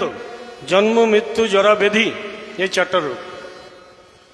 আর হচ্ছে চারটা ঋণে আমরা ঋণগ্রস্ত। চারটা ঋণে আমরা ঋণগ্রস্ত। সেই ঋণগুলো হচ্ছে দেবঋণ, ঋষিঋণ, মাতৃঋণ, পিতৃঋণ। বুঝতে পারলেন? দেবঋণ, ঋষিঋণ, মাতৃঋণ, পিতৃঋণ, এই চারজনের কাছে আমরা ঋণগ্রস্ত প্রত্যেকেই।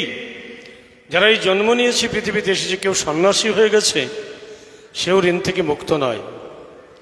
তারও কর্তব্য প্রত্যেক দিন ভগবানের সেবা করে সে প্রসাদ নির্মাল্য দেবগণ পিতৃগণকে নিবেদন করবেন। সেটা শাস্ত্র বললেন প্রত্যেকের জন্য, দেবঋণ, ঋষিঋণ, মাতৃঋণ, পিতৃঋণ। ভগবানের প্রসাদ এবং ভগবানের প্রসাদী দ্রব্যের মহিমা, ভগবানকে যাহা নিবেদন করা হয়, আর যদি সঠিক ভগবান তার অনুমোদন করেন, তাহলে সে দ্রব্য যেটাই হোক না কেন, দ্রব্য যেটাই হোক না কেন, সে দ্রব্যের ক্ষমতা হচ্ছে ভগবানেরই ক্ষমতার মতো। ভগবানের যেমন ক্ষমতা, ভগবানের ক্ষমতাকে কেউ জানে কতটুকু ক্ষমতা? জানে না বলেই বলে যে তার অসীম ক্ষমতা, যার সীমা নেই। কিন্তু অসীম কথাটি ব্যবহার হচ্ছে। অনন্ত, যার অন্ত নেই, অসীম অনন্ত যিনি, সেই ভগবানের ক্ষমতা যেমন, তার প্রসাদী দ্রব্যের ক্ষমতাও তেমনি। সাধারণ নয় যে মা পুজো করেছে, একটা চরণ তুলসী এনে আমাকে দিয়েছে, সেই তুলসী কিন্তু সাধারণ নয়। যাহা ভগবানের চরণে পড়েছে, ভগবান যাকে গ্রহণ করেছে, ভগবান যাকে কৃপা করেছে, গ্রহণ করলে তো কৃপা করবেই, সে ভগবানেরই মতো বলবান, কৃপাবান হতে পারে। তো বিদ্যাপতিকে বিশ্বাবসু কি করলেন? একটা প্রসাদী মালা, বিভিন্ন বনফুলে গাঁথা একটি মালা, ইতিমধ্যে যাহা নীলমাধবকে পরিয়েছিলেন, সে নীলমাধবের গলদেশ থেকে মালাটা এনে বিদ্যাপতির হাতে দিয়ে বললেন, বিদ্যাপতি, এই মালাটা তুমি গিয়ে রাজাকে পরিয়ে দেবে। এই মালাটা রাজাকে পরিয়ে দেবে। এই মালার বিশেষতা হলো, যদিও এটি বনফুলে গাঁথা, কোনোদিনও শুষ্ক হবে না। এই মালাটি 2 ঘন্টা পরেই মূর্ছিত হয়ে যাবে। এবেলা নয়, ওবেলাতে মূর্ছিত হয়ে যাবে। কিন্তু সেই মালাটির কথা বললেন বিশ্বাবসু, যে মালাটি তোমায় দিলাম, ভগবানের প্রসাদী মালা, এই মালা কোনোদিনও শুষ্ক হবে না, যেমনটি দেখতে পাচ্ছ তেমনই চিরকাল থাকবে। এবং তার আগ্রাণ সৌরভ, সেও চিরকাল থাকবে। তুমি রাজাকে সেই মালাটা পরিয়ে দিও। আর কিছু প্রসাদ দিলেন, বলে এটা তুমি রাজাকে গিয়ে দেবে। এই প্রসাদ নিয়ে রাজা তার ব্রত ভঙ্গ করবে। এবং সঙ্গে সঙ্গে সেই বিদ্যাপতিকে একটা সহজ রাস্তার বিধান দিয়ে দিলেন, নির্দেশ করলেন। বিদ্যাপতি তো অনেক দিন লাগিয়ে, অনেক দিন পদব্রজে হেঁটে হেঁটে তার জরাজীর্ণ দেহ হয়ে গেছিল না খেতে পেয়ে, তথাপি তিনি সংকল্পচ্যুত হননি, প্রাণ যায় পর বচন না যায়। হে প্রভু, দেহে প্রাণ থাকতে যেন তোমার দর্শনটি পাই, দর্শন থেকে তুমি বঞ্চিত করো না, এমন সংকল্প নিয়ে, এমন আশ নিয়ে বিদ্যাপতি গিয়েছিলেন, আর ভগবানের দর্শনও করলেন। বিদ্যাপতিকে সহজ রাস্তা দেখিয়ে দিলেন, এই রাস্তায় গেলে আপনি বিকেলের মধ্যেই, সূর্যাস্তের আগেই আপনি অবন্তিপুরে পৌঁছে যাবেন, মহারাজের সঙ্গে সাক্ষাৎ করতে পারবেন। আর যা তিনি এসেছিলেন কতদিনে, অনেক দিন লাগিয়ে তিনি এসেছিলেন, আজকে নির্দিষ্ট সময়ের মধ্যে, অল্প সময়ের মধ্যে তিনি পৌঁছে যাবেন। এই পথ হচ্ছে দিব্য পথ। এই পথ কেবল বিশ্বাবসুর জন্যই খুলতেন। বিশ্বাবসু রাতের অন্ধকারে চোখে পট্টি বেঁধে নীলমাধবের সেবায় যখন আসতেন, সে রাস্তা হয়ে যেত। আর তিনি যখন মন্দিরে পৌঁছে যেতেন, রাস্তা বন্ধ হয়ে যেত। আবার ব্রাহ্ম মুহূর্তে তিনি যখন অরুণোদয়কাল বাড়িতে ফিরে যেতেন, সে রাস্তা তিনি দেখতে পেতেন।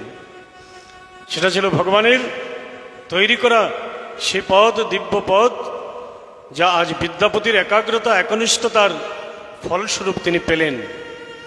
আর তখনই নয়ন জলে ভেসে ভেসে, হে নীলমাধব, তোমার এত করুণা, এত কৃপা, তবে তোমার কাছে আমার একই নিবেদন, আমাদের রাজাকে তুমি একবার হলেও দেখা দিও।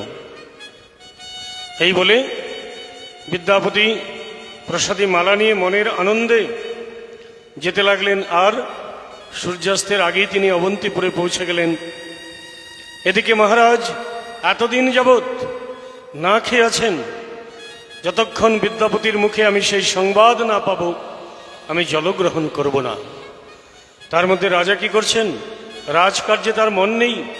রাজ সিংহাসনে একদিনও বসেননি তিনি। রাস্তায় কেবল পথের দিকে তাকিয়ে আছেন আমার বিদ্যাপতি কখন আসবে, বিদ্যাপতি কখন এসে আমাকে সেই সংবাদ দেবে যে সাক্ষাৎ তিনি ভগবানকে দর্শন করেছেন। যে তীর্থযাত্রীর দলপতি বলেছিলেন দক্ষিণ সমুদ্রের তীরে, উড্র দেশে দক্ষিণ সমুদ্রের তীরে নীলগিরি পর্বত, সেই পর্বতের শিখরে রোহিণী কুণ্ড, কুণ্ড তীরে অক্ষয় বট, সে বটবৃক্ষের সংলগ্ন গর্ভগৃহ, যেখানে ইন্দ্রনীল মণিময় বিগ্রহ রূপে দেবতাদের দ্বারা প্রত্যেক দিন পূজিত হচ্ছেন নীলমাধব ভগবান চতুর্ভুজ রূপে। এই সংবাদ তিনি পাবামাত্রই ছুটে গিয়েছিলেন। আজ প্রত্যক্ষ দর্শন করে ফিরে আসলেন। আসামাত্রই রাজা তাকে আলিঙ্গনে বিদ্ধ করলেন। রাজা বিদ্যাপতিকে দেখে মনে এত আনন্দ, রাজ সিংহাসনে তাকে বসালেন। বসে ধূপ দ্বীপ দিয়ে তার আরত্রিক করছেন, অভিবাদন করছেন, পাদ প্রক্ষালন করছেন এবং তাকে কুশল জিজ্ঞাসা করতে লাগলেন। আর বিদ্যাপতি নয়ন জলে ভাসতে ভাসতে, মহারাজ আপনার এত একাগ্রতা, একনিষ্ঠতা, তার মুখে সে একটু প্রসাদ ছুঁয়ে দিলেন যে আপনি আপনার উপবাস ভঙ্গ করুন, কেন আমি তো সেই সংবাদ নিয়ে এসে গেছি। তিনি আর সেই দুর্গম পথের কথা বলেননি, তার পথশ্রান্তি ক্লান্তির কথাও তিনি বলেননি। তিনি বললেন যে আমি অনায়াসে পেয়েছি আর ভগবানের কাছে সে নিবেদন রেখে আসছি, আপনিও যেন অচিরেই ভগবান নীলমাধবের দর্শন করতে পারেন। এই বলে বিদ্যাপতি বিশ্ব বসুকে বললেন আর প্রসাদী মালাটা পরিয়ে দিলেন। যেই নাকি মালাটা পরিয়ে দিলেন, মালা পরিধান করে রাজা নৃত্য করতে লাগলেন, জয় নীলমাধব নীলমাধব বলে কীর্তন করতে লাগলেন। তার এতটাই অনুরাগ যে তিনি নৃত্য করতে করতে এত আনন্দ পাচ্ছেন, মনে মনে তিনি অনুভব করতে লাগলেন যেন তার হৃদয় আসনে এসে নীলমাধব সাক্ষাৎ বিরাজমান হয়েছেন। নৃত্য করতে করতে তার এমন অনুভব হচ্ছে যে মাঝে মাঝে যেন নীলমাধব তাকে আলিঙ্গনে বিদ্ধ করছে। এমন তিনি সুখ পেতে লাগলেন ভগবানের প্রসাদী মালা লাভ করে। দেখলেন ভগবানের প্রসাদী দ্রব্যের কি মহিমা। প্রতিজন গৃহস্থ মাতৃরই কর্তব্য প্রাতকালেই, দিনের প্রথম ভাগেই ঠাকুরজির সেবা করে, ঠাকুরজির চরণামৃত নিয়ে, গুরুদেব গোবিন্দের অদরামৃত নিয়ে তারপর বাকি ভোজন করতে হবে, দিনের শুরু করতে হবে। এটা হচ্ছে শুরু। আর যার শুরুটি ভালো হবে তার শেষটিও ভালো হবে, যার শুরুটি ভালো হবে তার শেষটিও ভালো হবে। দৈনন্দিন কর্মসূচিটি এমন হতে হবে। প্রাতকালেই আমরা তো জানি প্রতিটি গৃহস্থ মাত্রের, আদর্শ গৃহস্থ মাত্রের কর্তব্য শয্যা ত্যাগ করেই প্রথমেই পৃথিবী মাকে প্রণাম করতে হয়। ভূমিতে পড়ে বসুন্ধরা মাকে প্রণাম করতে হয়, ধরিত্রী মাকে প্রণাম করতে হয়। কেন? বলে যে মাই তো আমাদেরকে কোলে করে রাখেন। আজন্ম আমৃত্যু, জন্ম থেকে আমৃত্যু পর্যন্ত, মৃত্যুর আগ মুহূর্ত পর্যন্ত আমরা কার কোলে থাকি? এই ধরিত্রী মায়ের কোলেই তো থাকি। সেই জন্যে প্রাতকালেই তাকে একটি প্রণাম করা, যে মা তুমি ভালো রেখো, তোমার কোলে থেকে যেন ভালো বই মন্দ কিছু না করতে পারি, করলে যেন ভালোটাই করতে পারি কারণ। পৃথিবী মাকে প্রণাম করা। সমুদ্র মেঘ হলে দেবী পর্বতস্তন মণ্ডলে বিষ্ণু পত্নী নমস্তাভ্যাং পাদস্পর্শ ক্ষমস্বমে। এটা হচ্ছে পৃথিবী মায়ের প্রণাম মন্ত্র। পৃথিবী মায়ের প্রণাম মন্ত্র। সমুদ্র মেঘ হলে দেবী পর্বতস্তন মণ্ডলে বিষ্ণু পত্নী নমস্তাভ্যাং পাদস্পর্শ ক্ষমস্বমে। প্রত্যেক দিন করা উচিত। মন্ত্র মুখস্থ নাই করলাম তো মনে মনে তো বলতে পারি যে মা আমাকে কৃপা করো যেন ভালো থাকি, তোমার মর্যাদাকে যেন অক্ষুণ্ণ রাখতে পারি। তো সেই পৃথিবী মাকে প্রণাম করা। তারপর ঘুম থেকে উঠেই দরজা উন্মোচন করে, দরজা খুলেই যখন আমরা বাইরে বেরোই, প্রথমেই দৃষ্টিপাত করতে হবে সূর্যদেবের দিকে, যিনি কিরণ না দিলে আমাদের এই জনজীবন অন্ধকারাচ্ছন্ন হয়ে যাবে, অন্ধকারাচ্ছন্ন হয়ে যাবে। তিনি যদি কিরণ দান না করেন, আলো না দেন, সেই সূর্যদেবকে একবার প্রণত হওয়া। সত্যি তো, তিনি যদি কিরণ না দেন, একদিন দুদিন মেঘাচ্ছন্ন হয়ে থাকলে কেমন হয় আমাদের বলুন? ভগবান রামচন্দ্র যখন এসেছিলেন, রামচন্দ্রের আবির্ভাবকালে সূর্যদেব আকাশে, অযোধ্যার আকাশে 1 মাস ব্যাপী দাঁড়িয়েছিলেন। 1 মাস অযোধ্যার নাগরিকরা রাতের অন্ধকার দেখতে পায়নি। কেমন আশ্চর্য দেখুন, 1 মাস। আমরা কি দেখি? আমরা তো 12 ঘন্টা, আবার তো সে রাত চলে যাবে, সূর্য উদিত হবে। প্রাতকালে সূর্যোদয় আর সায়ংকালে চন্দ্র উদয়, এই তো আমরা দেখতে পাচ্ছি। কিন্তু অযোধ্যার নাগরিকরা রামচন্দ্রের আগমনে 1 মাস ব্যাপী রাতের অন্ধকার দেখতে পায়নি। তারা তো ভালোই পেয়েছিলেন, বলে আর বুঝি রাত হবে না, আমাদের জীবনে আর রাতের অন্ধকার আসবে না। কেন? কোনো শাস্ত্রকার, রামকথাবাচকেরা বলে থাকেন, বলে এমনটা কেন করেছিলেন মর্যাদা পুরুষোত্তম ভগবান? বলে তিনি তো জানেন অন্তর্যামী, 14 বৎসরের জন্য তিনি বনে চলে যাবেন, তখন তো সমস্ত অযোধ্যার নাগরিকরা অন্ধকারেই পড়ে থাকবে। রামের অবর্তমানে রামচন্দ্রের কৃপা থেকে বঞ্চিত হয়ে তাদেরকে অন্ধকারাচ্ছন্ন জীবনই কাটাতে হবে। সেজন্য একবার তাদেরকে বেশি করে আলোর সম্মুখীন করিয়ে দিলেন, আলোকিত করে দিলেন।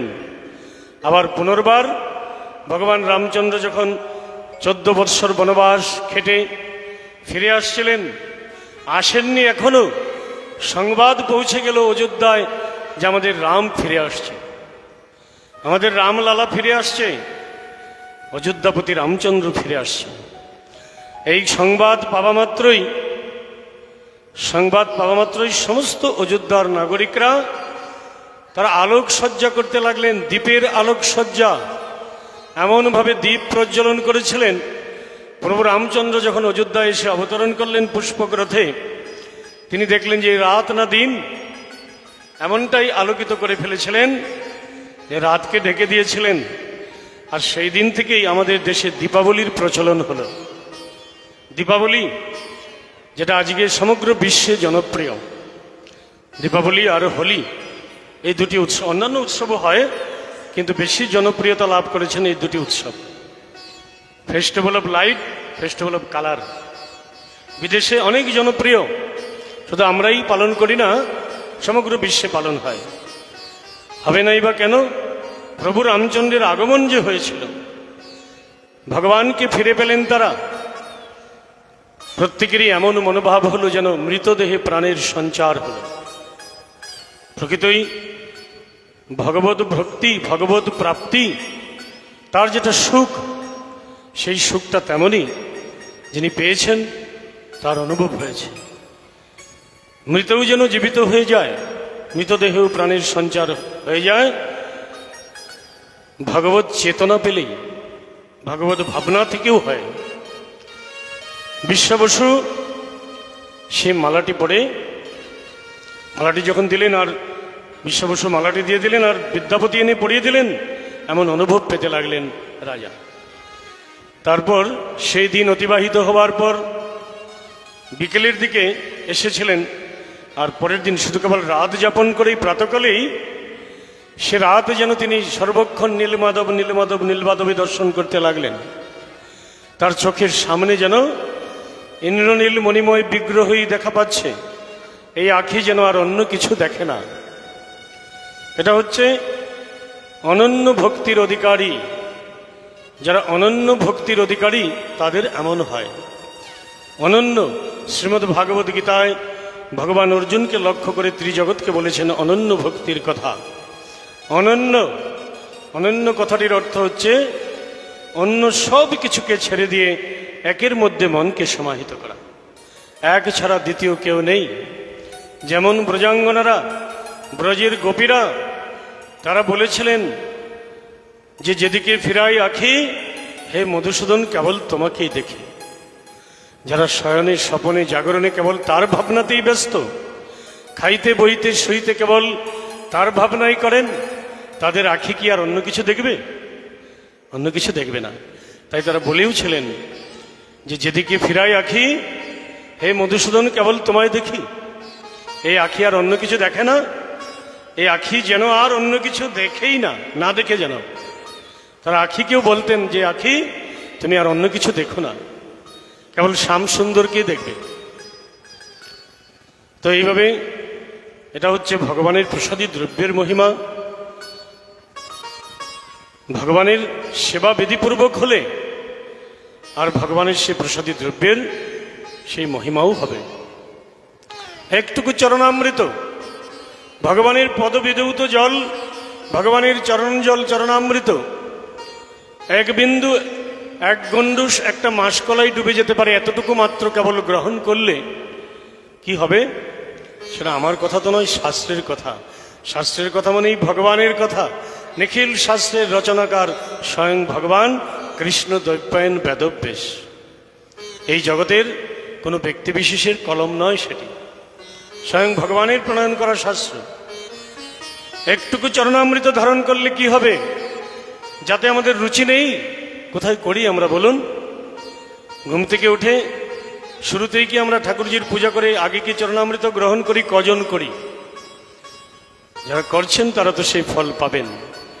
অকাল মৃত্যু হরণং সর্বব্যাধি বিনাশনং বিষ্ণু পাদুদকং পিত্তা শিরসে ধরম্যাহম।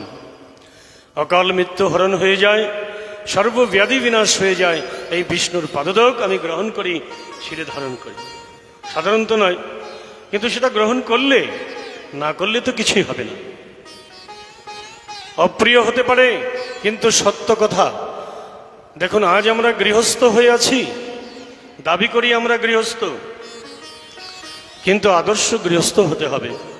আদর্শ গৃহস্থেরই কেবল মূল্য হবে, মূল্য পাব।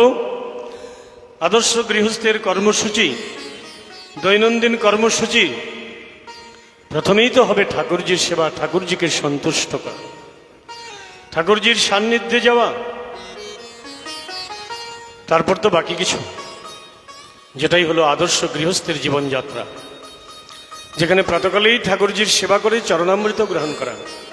কিন্তু আজকে আমরা কি খাই বলুন? চরণামৃত তো কেউ অভ্যাস করিনি।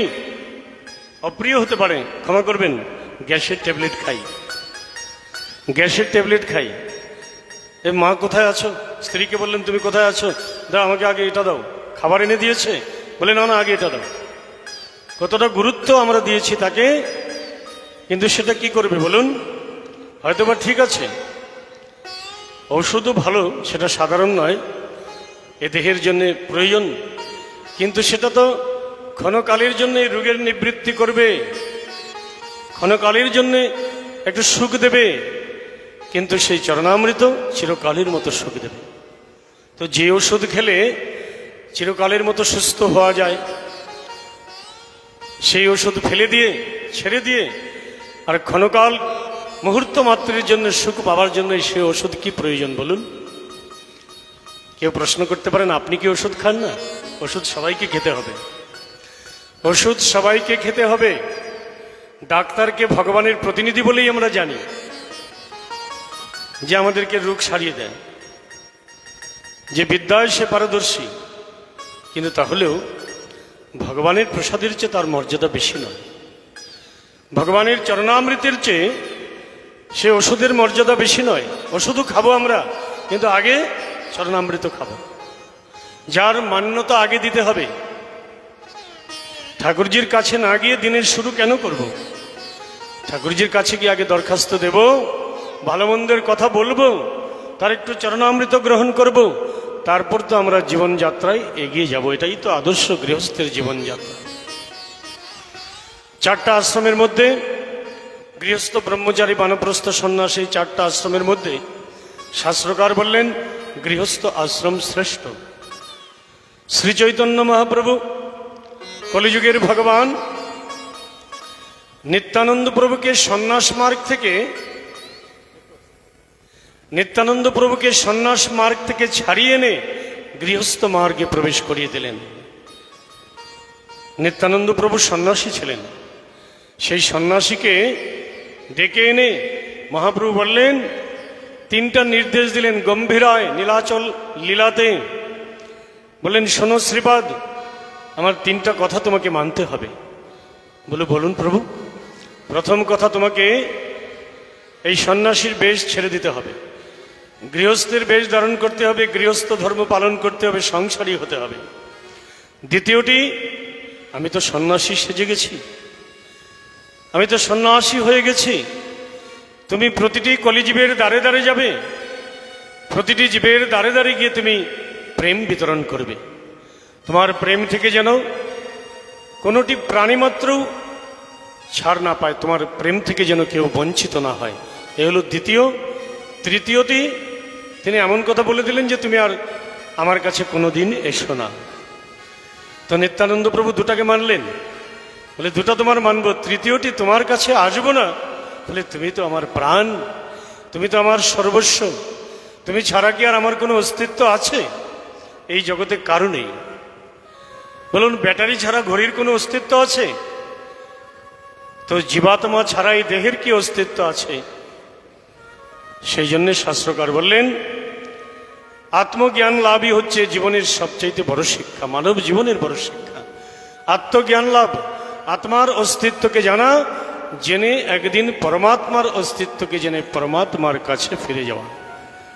জীবাত্মা পরমাত্মার মিলনই হচ্ছে, মিলনই হবে শুভগতি, পরমগতি, সফল হওয়া।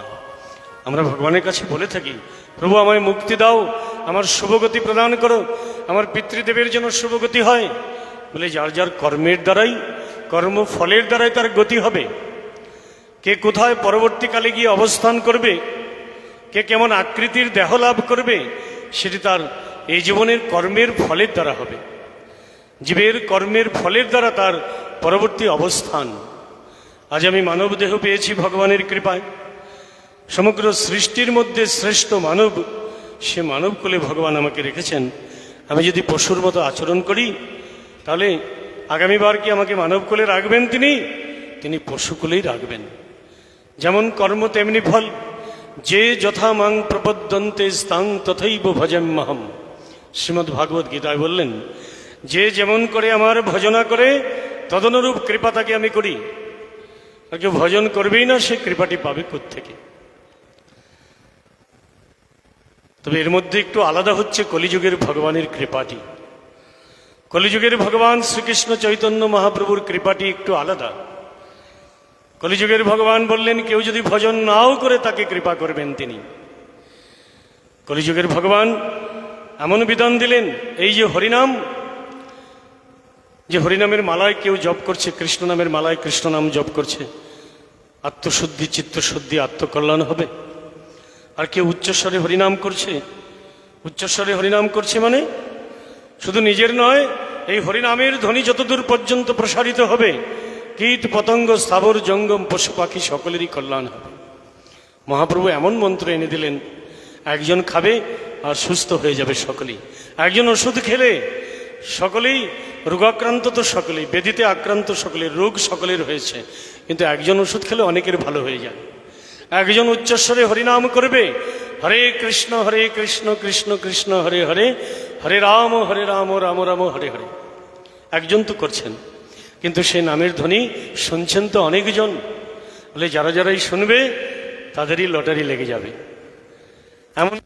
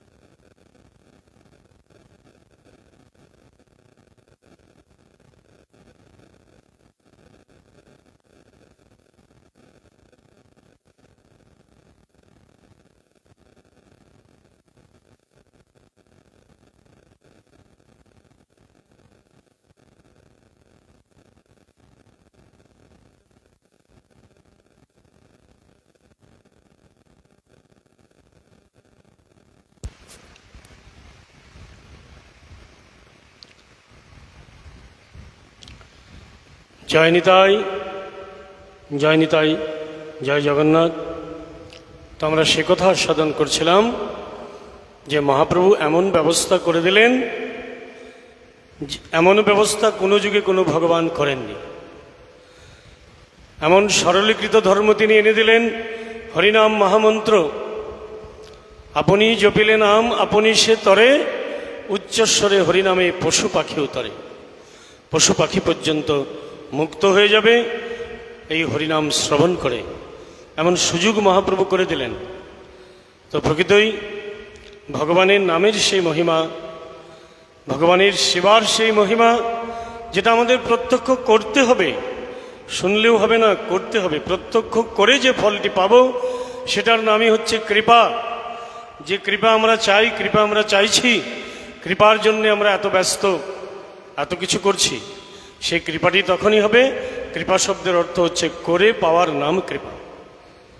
হাতে হাত দিয়ে বসে থাকলে কৃপা হবে না। এইভাবে বিদ্যাপতি মালা পরিয়ে দিলেন, আর মহারাজ ইন্দ্রদমনু আনন্দে আত্মহারা যেন ভগবানকে তিনি লাভ করেই ফেললেন। এবার প্রাতকাল হতেই, পরের দিন প্রাতকালেই বিদ্যাপতিকে বললেন যে তুমি এখনই পঞ্জিকা দেখো, আমি শুভ মুহূর্ত দেখেই বেরিয়ে যাব নীলমাধবের দর্শনে, আর আমার সইছে না। তো দেখলেন, বিদ্যাপতি দেখলেন যে আগামী কালটি বাদ দিয়ে পরশু দিনই এক শুভ দিন আছে, যেদিনই যাত্রাটি ভালো হবে। অনেক কিছু দেখতে হয় যাত্রাকালে।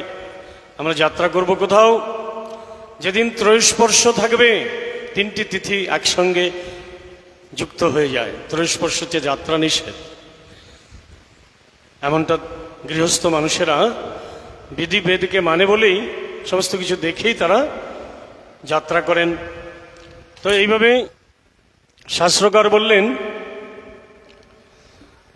বিশ্বাবসু তখন, অর্থাৎ যে মালা দিয়েছিলেন সে মালা পড়েই তার এমন অনুরাগ, এমন উৎকণ্ঠা হলো যে কবে আমি নীলমাধব দর্শনে যাব। আর তিনি তৈরি হয়ে যাচ্ছেন, কতক্ষণে আগামী পরশুকাল প্রাতকাল হবে আমি নীলমাধবের দর্শনে বেরিয়ে যাব। সিংহাসনে আর বসছেন না, কেবল হাঁটাচলা করছেন। নীলমাধব নীলমাধব বলে আহার বিহার ছেড়ে দিয়েছেন, কেবল দর্শনের উৎকণ্ঠায় তিনি রয়েছেন।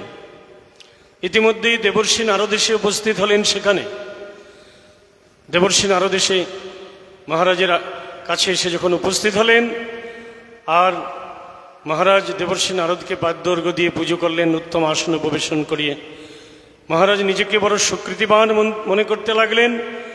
দেবদর্শন দেবর্ষি নারদকে তিনি দেখা পেলেন, বলে আমার যাত্রা নিশ্চয়ই সফল হবে। আমার যাত্রাকালে দেবর্ষি নারদের আগমন হয়েছে। তখন মহারাজ দেবর্ষি নারদের কাছে সবিস্তারে বললেন। দেবর্ষি নারদ বললেন, মহারাজ আমিও আপনার সঙ্গে দর্শনে যাব, আমিও দর্শনে যাব আপনার সঙ্গে। তখন রাজার তো আনন্দের সীমা নেই যে আমার সঙ্গে স্বয়ং দেবর্ষি নারদ যাবে যাত্রায়, নিশ্চয়ই যাত্রা আমার সফল হবে। ঠিক এইভাবে নির্দিষ্ট সময় তারা যাত্রাও করলেন। নির্দিষ্ট সময়ে তারা যাত্রা করলেন, ভগবানের নাম স্মরণ করে করে যাত্রা করতে লাগলেন। এবং যাত্রা করে করে নির্দিষ্ট সময়ের মধ্যে নীলগিরি পর্বত শিখরে গিয়ে পৌঁছালেন মহারাজ। মহারাজ ইন্দ্রদমনু সেখানে গিয়ে পৌঁছে গেলেন। দেবর্ষি নারদ সেখানে ছিলেন, তার সঙ্গ দিচ্ছিলেন। আর যখন সে নীলগিরি পর্বতে পৌঁছে গেলেন, মহারাজ ভুলুণ্ঠিত প্রণাম করতে লাগলেন। বালুকাবৃত জায়গা, সমস্ত বালুকাবৃত জায়গা, সেখানে দণ্ডবোধ প্রণাম করে তিনি বলতে লাগলেন, হে প্রভু, হে নীলমাধব, কতক্ষণে তোমার রাঙা চরণে পতিত হব, আমার এই দেহটা তোমার চরণ পদ্মে রাখব। আমার এই দেহটা এক কুসুমের মতো করে, সদ্য প্রস্ফুটিত কুসুম করে তোমার চরণে অঞ্জলি করতে পারব, এমন অভিপ্রায় রেখে তিনি দণ্ডবোধ প্রণাম করলেন। হঠাৎ এক ঘূর্ণি ঝড়ের মতো ঝড় বয়েছিল, জটিকার মতো ঘুরতে ঘুরতে এমন এক ঝড়, প্রচণ্ড ঝড় এসে গেল। তিনি যখন এসে দাঁড়িয়েছিলেন, আশপাশে তিনি অনেক মন্দির দেখলেন। তিনি আশা করেছিলেন সে প্রত্যেকটি মন্দিরে দেবালয়ে তিনি যাবেন, দর্শন করবেন। প্রত্যেকটি মন্দিরের পতাকা তিনি দর্শন করেছিলেন। কিন্তু তিনি প্রণাম করে যখন উঠলেন তখন সঙ্গে সঙ্গে এক ঘূর্ণিঝড় এসে সমস্ত মন্দিরগুলোকে স্বর্ণ বালুকার অন্তরালে নিয়ে গেলেন, মানে বালিতে চাপা পড়ে গেল সব মন্দিরগুলো, তাদের ধ্বজগুলিও দেখা যাচ্ছে না। কোথায় চলে গেল সেই মন্দির? বক্ষে করাঘাত করে রোদন করতে লাগলেন উচ্চস্বরে, নীলমাধব নীলমাধব বলে মহারাজ, যে হে প্রভু, তোমার এতটা কাছে এসে তোমায় দর্শন পাবো না, এ তুমি কি করলে? তখন দৈববাণী হলো, আকাশ মার্গে এক দৈববাণী শুনতে পেলেন রাজা ইন্দ্র, যে মহারাজ, তুমি আমার এই নীলমাধব রূপের দর্শন পাবে না, তবে তোমায় আমি কথা দিচ্ছি, অচিরেই তোমায় আমি দেখা দেব। তুমি ইতিমধ্যেই এখনই গিয়ে সময় নষ্ট না করে সমুদ্রের উপকূলে আমার জন্য প্রাসাদ তৈরি করো, আমার জন্য প্রাসাদ তৈরি করো, দেউল তৈরি করো। উড়িয়া ভাষায় মন্দিরকে দেউল বলা হয়। আর উড়িষ্যায় তো অনেক মন্দির, সবচেয়ে বড় মন্দির তো জগন্নাথের মন্দির, সেই জন্য উড়িয়া ভাষায় তাকে বড় দেউল বলা হয়, বড় দেউল। তো এইভাবে জগন্নাথ বললেন, সমুদ্রের উপকূলে বিশ্বকর্মার দ্বারা আমার প্রাসাদ তৈরি করো, পুরী নির্মাণ করো, যে পুরী আমার দ্বারকাপুরীর মতোই হবে। যেমনটি দ্বারকাপুরী আমি নির্মাণ করেছিলাম সমুদ্র গর্ভে, তেমনি সমুদ্রের উপকূলে তৈরি হবে অভিন্ন দ্বারকা, আমার সে আলয়। এবার এভাবে দৈববাণী শোনালেন, আর মহারাজ চলে আসলেন সেখান থেকে নয়ন জলে ভেসে ভেসে। বলে, সে তো তুমি দেখা দেবে প্রভু, কিন্তু তোমায় নীলমাধব রূপে আর দেখা পেলাম না। এতটা কাছে এসেও ব্যথিত হৃদয়ে তিনি রাজধানীতে ফিরে গেলেন অবন্তিপুরে। সকলের সঙ্গে কথা বললেন, বলে তিনি দেবশিল্পী বিশ্বকর্মাকে ডেকে আনলেন। এনে বিশ্বকর্মাকে সেই সমুদ্রের উপকূলে নিয়ে গেলেন। সেখানে ভগবান বিরাজিত হবেন বলে সমুদ্রের উপকূলে সেই চিহ্নযুক্ত এক প্রাসাদের চিহ্ন দেখা যাচ্ছে, যেন প্রাসাদ ভেসে আসছে। আজকাল যেমন আর্কিটেক্টরা একটা ম্যাপ তৈরি করে দেয় না, বিশ্বকর্মাজি সেখানে যাওয়া মাত্রই ভেসে উঠল সেই জায়গা, চিহ্নিত করে ফেললেন। বলে, এই জায়গায় হবে তোমার প্রাসাদ, হে জগতের নাথ বিশ্বকর্মা, দেবশিল্পী বিশ্বকর্মা। তখন সেই প্রাসাদের দায়িত্ব নিলেন। তিনি যখন প্রাসাদ তৈরি করতে আসলেন তার অনুচরদেরকে নিয়ে, সব কিছু নিয়ে, তখন তিনি দেখতে পেলেন মাঝে মাঝেই একটু পরে পরেই যেন সমুদ্রের এত গর্জন, সমুদ্র এমন গর্জন করে। সমুদ্রের কাছে যারা গিয়েছেন তাদের তো অভিজ্ঞতা আছে, সমুদ্র কেমন একটা গর্জন করে। সমুদ্রের কাছে কথা বললেও শোনা যায় না, কখনো কখনো এমন গর্জন হয়। তো সমুদ্রের গর্জন, যেমন মেঘের গর্জন, সমুদ্রের গর্জন, বনের মধ্যে সিংহের গর্জন,